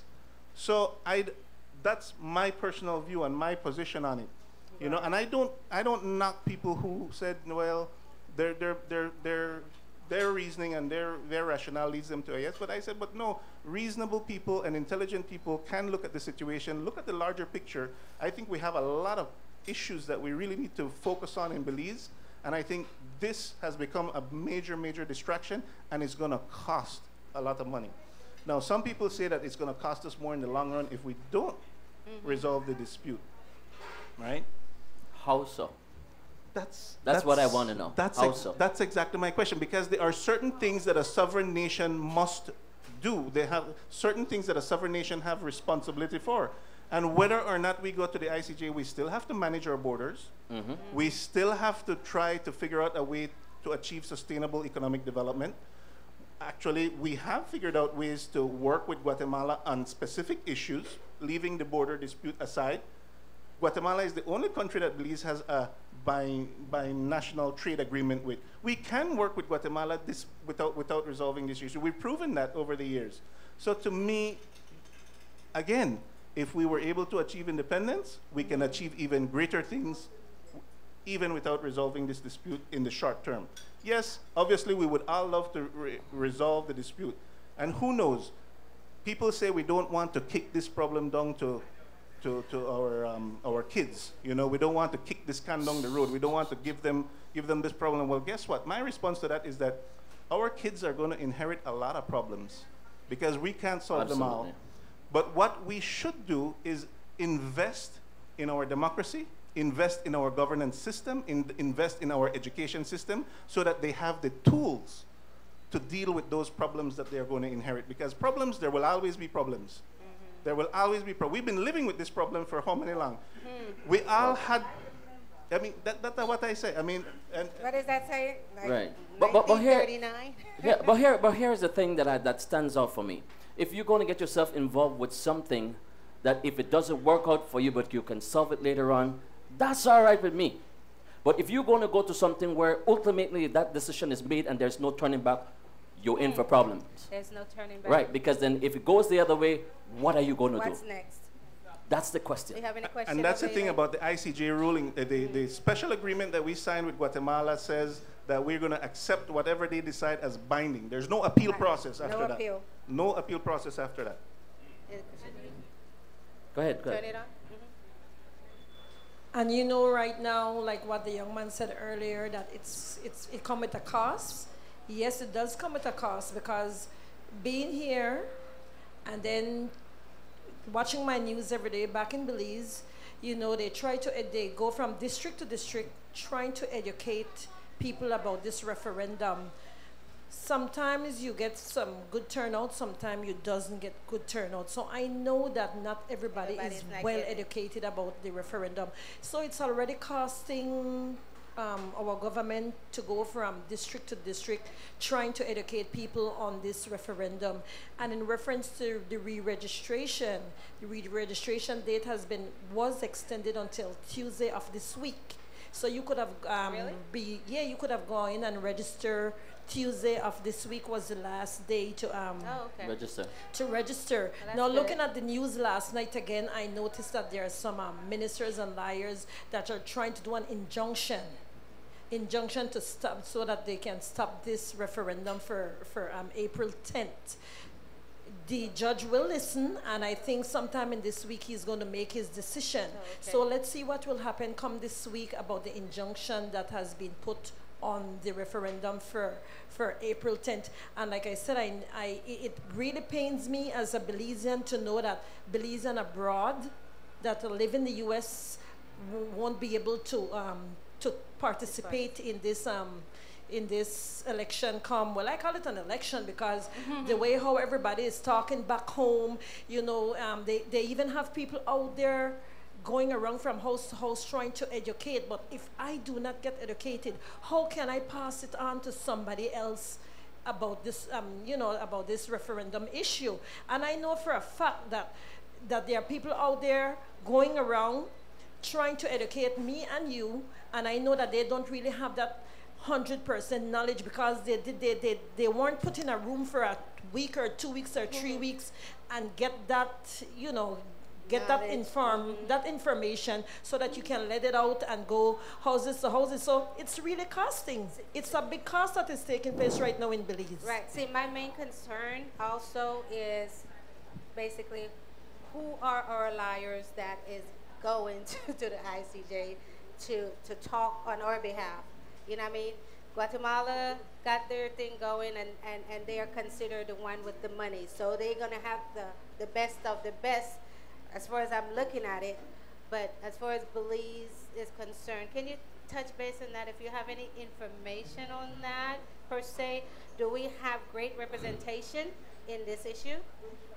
I believe the law firm has been identified. I don't have any notes with me, and I don't have the name of that law firm. It's an international law firm because, unfortunately, in Belize, we don't have any homegrown attorneys that are experts in this field, in this area. So it will be an international law firm. I believe they identified them. There's been some controversies out there that I've heard about, you know, the level of expertise or some controversy with one of the they were raided, I think, in Germany for some issue. I don't know what relevance that has to any of it, but yeah, it's going to be pretty much conducted by an international law firm. But I have never seen them. Like, good point. Good question. I have not seen them who in are these country people? At the MFA, the referendum, the education, you know, sessions that they've been having with the people. They haven't been presenting themselves as to who they are and what their credentials are and how they will approach the situation. So again, I've been critical of the whole education process that the Ministry of Foreign Affairs has been conducting because of things such as that. They don't bring the attorneys in front of the people so that people can ask them specific questions, and they tend to present the facts as if they lead a certain way, as if the facts all lead to yes, but the facts don't necessarily lead to yes. And the facts are the facts, and it's up to the people to make up their mind whether or not, based on those facts, they want to vote yes or vote no. And that just leads me to the other question that I have, and I'm not sure if I should ask you or Mr. Morris is in our presence right now. He's behind the scene, but my question is, I have not heard from anyone. I'm not sure if you have heard from anyone if there has been any topic or any discussion saying what would be the next move if the ICJ would rule not in our favor. Right, that's true. That was one question that came up at those education sessions that the MFA unit has been having, and they have simply dodged the question. They have not answered it. They just say, well, if you could tell me how we could lose, then I will give you the answer. No. No, that is a dodge. That is a complete dodge of the question, because the government should have a responsibility to tell the people, if you vote no, here's what we are going to do. But the people don't know what the government will do if we vote no, because they don't have a plan. They are presenting this as if it's a done deal. Exactly. Exactly. So it is clear that when they present to the people, they are not educating the people. They're not telling the people what they think will happen. Now, they have put a little bit of doubt out there. They're claiming that if we vote no, well, we lose some of our friends, some of our international friends. Well, I don't understand why, if a country exercises its sovereignty and democracy, we should lose any friends. That just doesn't make any sense to me. And, you know, so that's some of the criticisms that I've had, that they've gone out there and they've only been trying to lead people into a certain decision. And that shouldn't be. They should have just presented the facts on a neutral basis and let the people make up their mind. Now, some people say that the government have every right to advocate for a certain position. Well, I'm saying, well, maybe the political parties have a right to advocate for certain positions, but the government have a right to educate on a neutral basis, because you're using taxpayers' monies and resources to do that. So you need to be representing both sides, both the yes argument and the no argument, and present the pros and cons of this situation.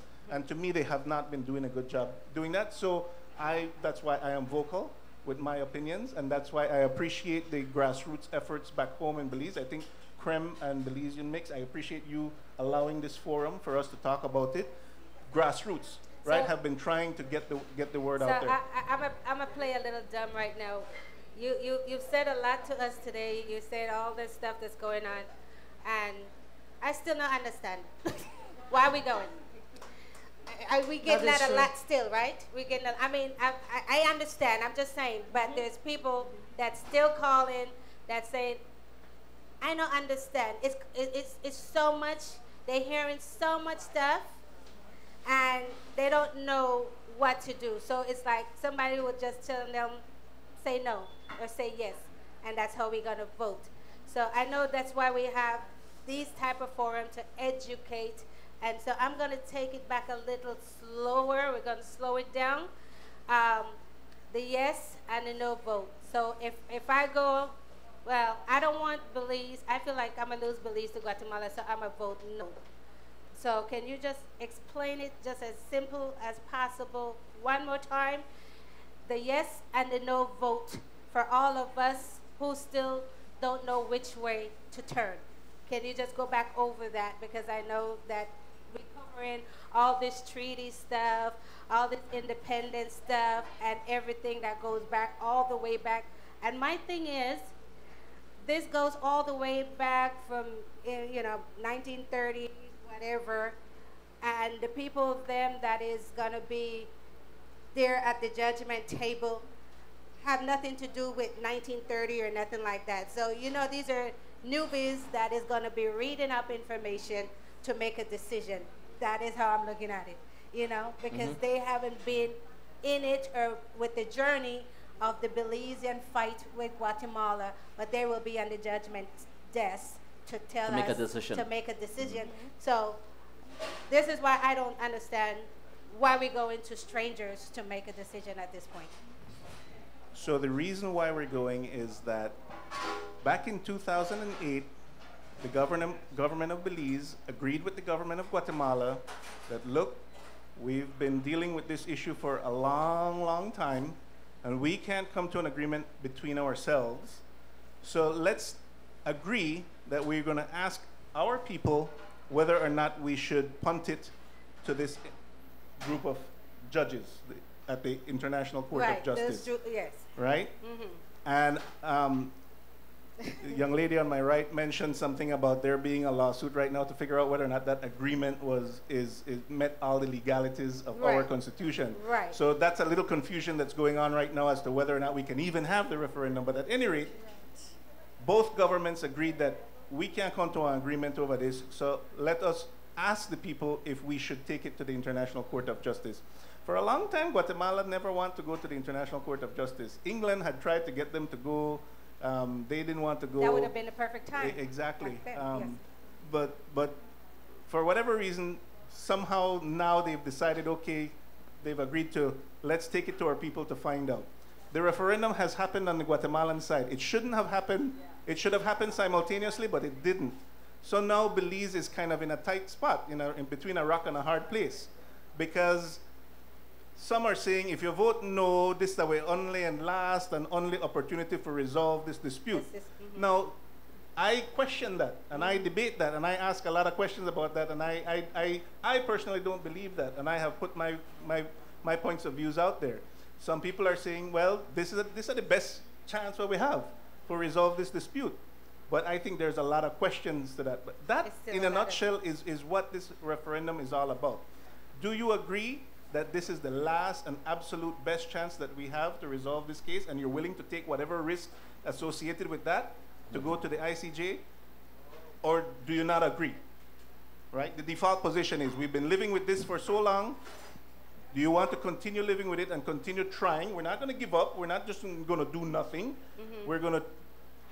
That's why the government should have answered the question, well, what happens if the people vote no? What other options are there? What can we do to resolve this dispute? And there's a lot that you can do. Like I said, you can continue building that trust between the two countries and between the two people.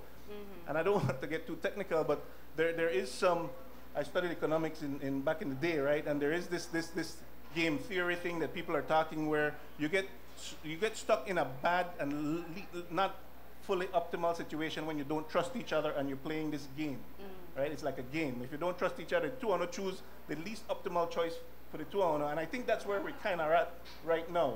But if you continue playing the game and continue playing the game, you can build trust, build communication, break down those parameters that cause you to choose the least optimal choice, and hopefully have a breakthrough in the future. And I know I'm kind of modeling that up, but my point is that negotiations are never over. You not really. You could always continue going back to the table and working on building that trust. To me right now, that trust is just not there. and the democratization of Guatemala, they're going through their own domestic issues. We're dealing with our own domestic issues.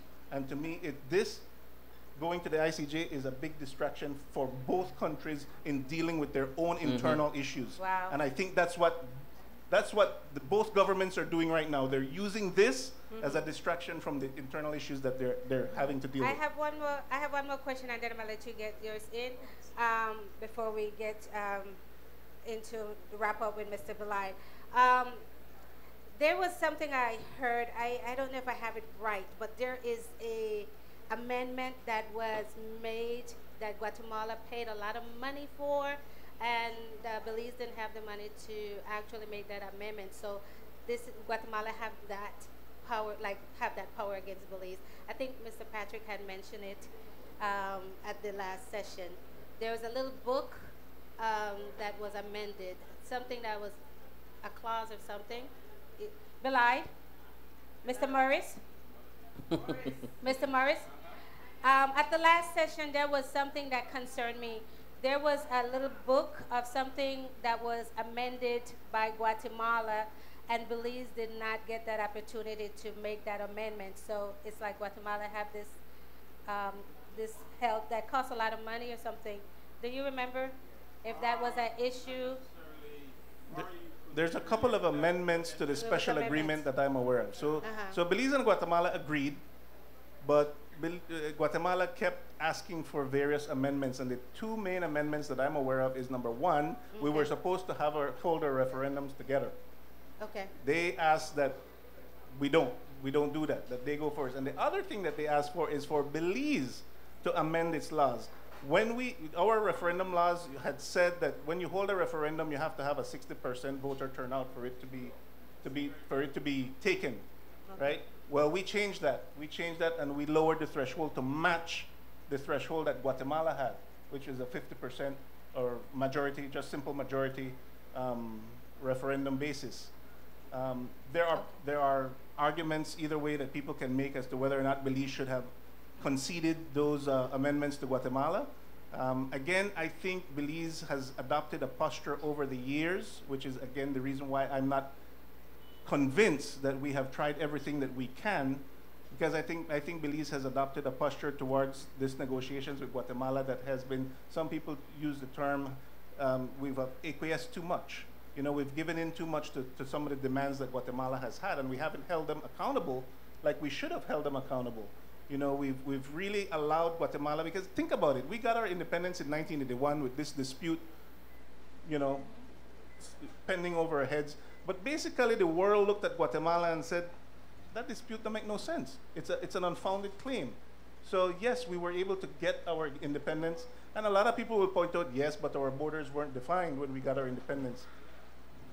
Our borders may not have been defined by the UN resolution, but the fact of the matter is you can't gain independence without having territory.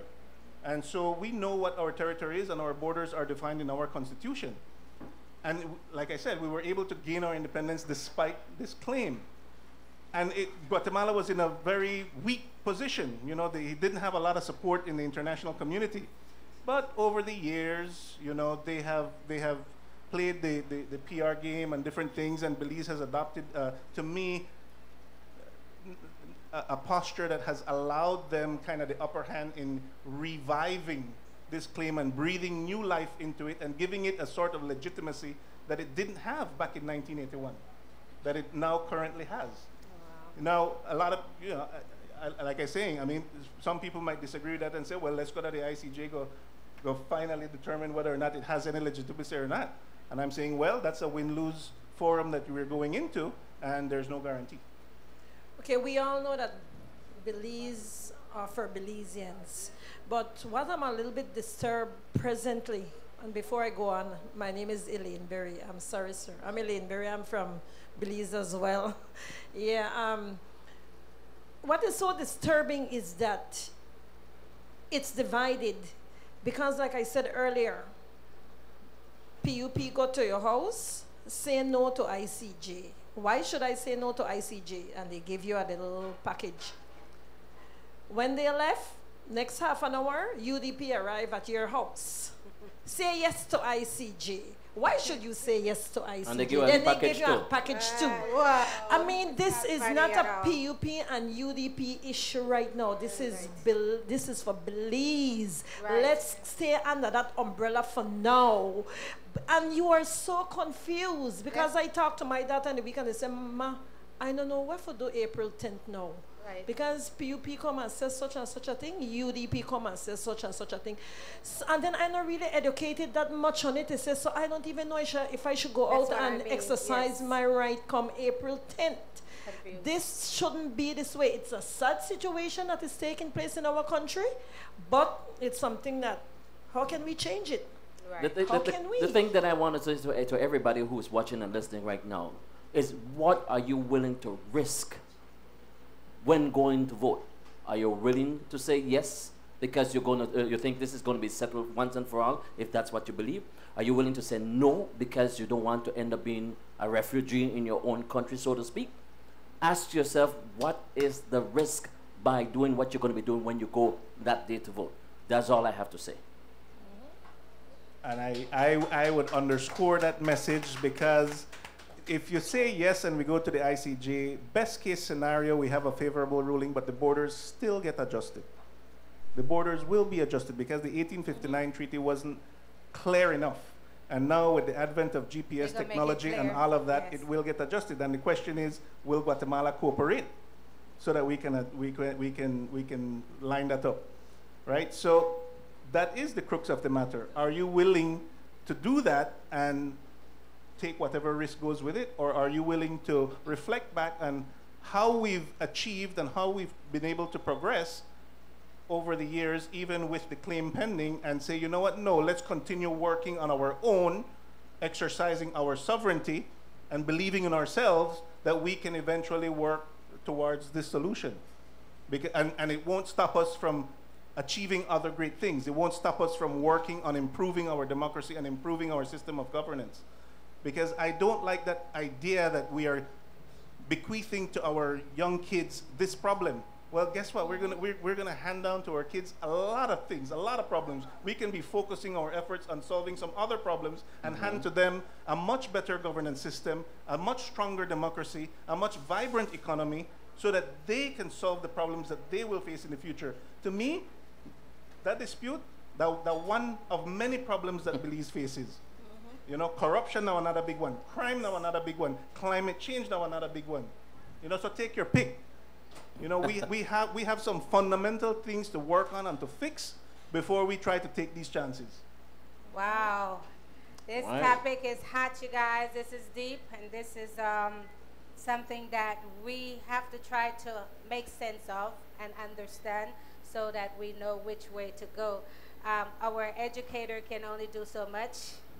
Now, it's up to you to make that decision. And we're going to wrap up right now with Mr. Belide to give us the final words of if he have anything else to say on this issue. So you guys, there's a lot of questions up on here, but I think most of them has been answered and concerned. So yeah, most of them has been answered from Mr. Belide. So if you guys don't mind, you guys can switch out. You can stay here and Elaine, thank you so much. You guys give Elaine a big hand, you guys. We appreciate her today. Welcome, Mr. Belide. So, hot topic. Always good to be here. Always good to be on a wake up like this. We appreciate hey Mario, your paper wake up like this today, brother. You're on fire. You wake me up today for true. Saturday I usually may sleeping day. I had to bring this brother out to, right. you know, to sit in my seat that I usually be at because he has so much right. to We say. appreciate him coming. And Mario Lara has been one of the most prominent Belizeans in the advocate and the activist community. Very new face, fresh face. And I think that me being involved for 30 years in Belizean activism in the Los Angeles Belizean community, I think that it was so important that Mario, which is a very sharp mind and intellect, that Mario come out and we saw him, how he moderated so beautifully the last Belize Study Circle that brother had on the ICJ at Bella Carib's global beat. Right. And he's very, very up there. Facebook, he's been very much in all the blogs. He can articulate this issue very well in a very simple way that Belizeans can. And so I very much appreciate that you guys were able to bring him on. But what I want to say, in addition, Mario has said it all in terms of explaining what is at stake here. The reason why the government of the day is pushing so hard to make this issue come up in a referendum April 10th, less than a month from now, is because this issue is transnationally driven. It's a transnational issue where you have the so-called friends of Belize who are involved with the economic interests of that country. The oil companies. Belize is a country in the southern part of Belize that is very rich in oil, natural resources, uranium. And there are these people that are acting behind the scene. When I say transnationally driven, they want this to happen. They are dictating to the powers that be. No matter what, you must get a yes vote in that referendum. We call them the Friends of Belize, but they're bigger than the Friends of Belize. They are the oil corporations, the mining corporations. Belize is at a point now where it has been discovered, and there are economic interests playing tremendous role in terms of accessing its oil, accessing its natural resource. But the Guatemalan dispute, it has to be settled for them to come in and to do this. And I think the big push is not coming from the people. As Mario said, we could wait, and we have been dealing with Guatemala for all those years and have been having trade and bilateral relationship. And the people have all the Belize is not going to go nowhere. Why are you pushing this issue so hard in a referendum? Why did you go and let Belize and Guatemala sign a compromise in 2008? It did not even go to the House and the Senate for ratification.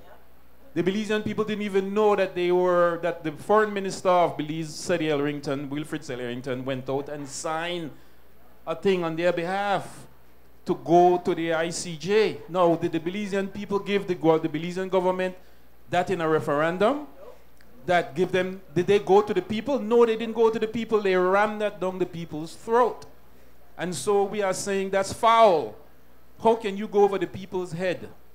You have done the same thing in 1981 when the heads of agreement where you ram it down the people's throat. You did the same thing in 1967 with the Webster proposals. What happened? There were riots. This time they are very fortunate that there is not a rebellion against this thing because the Belize people are very, very upset. So what we are saying, postpone this referendum. Postpone it. Because the Belizean people still don't understand. Earlier you asked that question over and over. They don't understand what this thing is all about. Their government went ahead in 2008 and signed a document, an agreement driven by transnational corporations who are saying, you can't go to your people. We want this thing so we can come in and mine and exploit your resources. And the government of the day have a lot to gain. Millions and billions of dollars are involved. It's a transnational economic interest thing. And by all means, they will not allow the Belizean people to go and vote no on this thing because they are being pushed by forces operating, the so-called Friends of Belize, to make this thing possible. The Guatemalans already rule on theirs with what, 25% of the electorate, as Mario Lara said? How can you get a mandate out of 25% of a vote? And 75% of the people stay home. So maybe Belize will get that too, right? But that's why they dropped the threshold. The question you asked them, learn about, the Guatemalan government dictated to the Belize government, you need to amend your constitution, your referendum act, right, Mario? It was the referendum act, so that you can be along with us. So and the Belize government jumped to it and went and amend theirs because they know that the Belizean people are not going to come out in force. The Guatemalan people are not going to come out in force because they are not interested in it. First of all, it was an agreement that was signed without the two people's consent. And it was, in Belize's case, it was not ratified by the Senate. And this is what the opposition forces are saying to this thing. Call this thing off, postpone this referendum election, give the people a little bit more time to think this thing out. But no, the government of the day will not do that. Why? because it is transnationally driven. There are forces outside that want to come into Belize and exploit its natural resources. And that's the crux of the matter there, everybody. There you go. Yeah. Wow. Now, folks, I'm going to say this real quickly, all right? And then I'm going to hand over back to Lorna. You own one piece of land. That's where your house there. That's which part you live.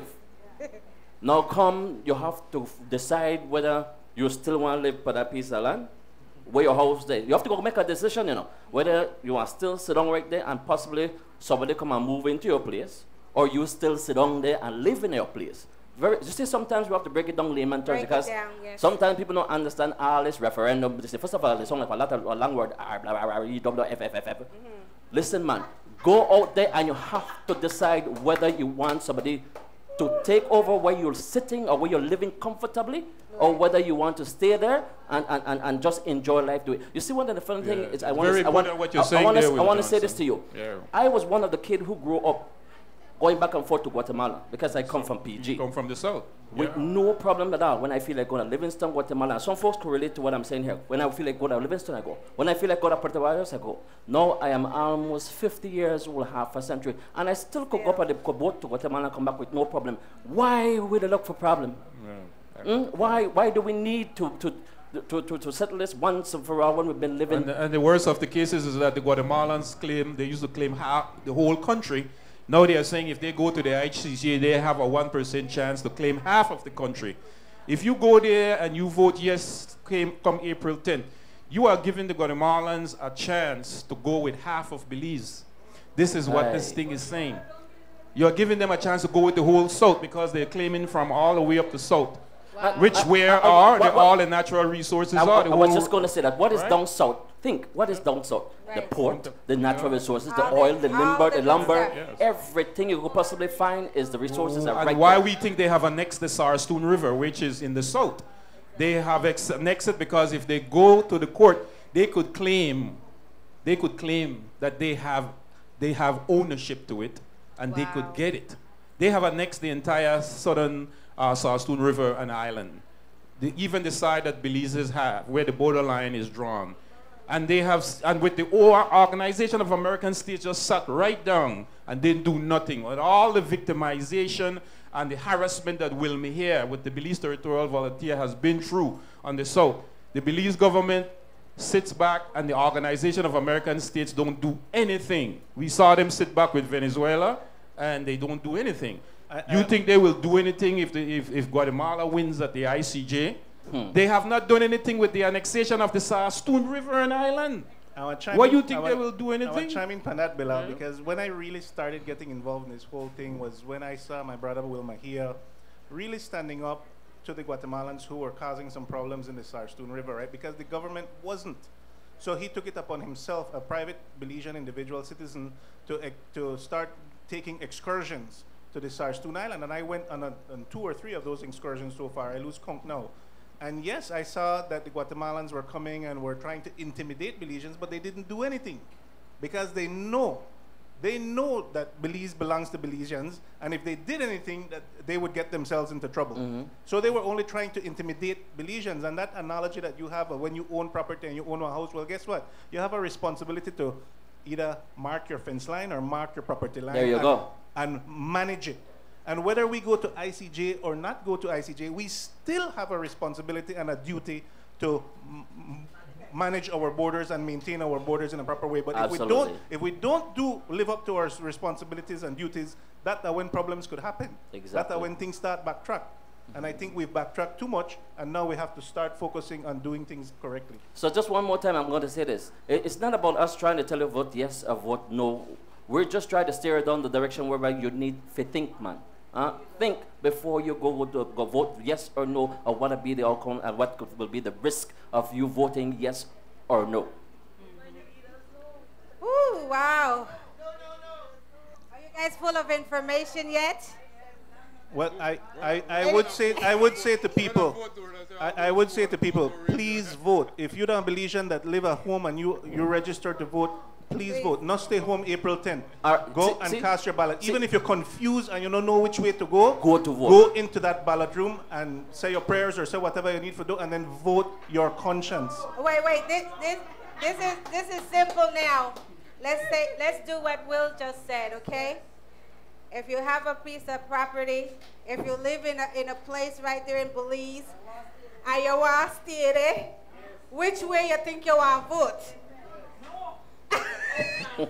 I'm not telling you how to vote.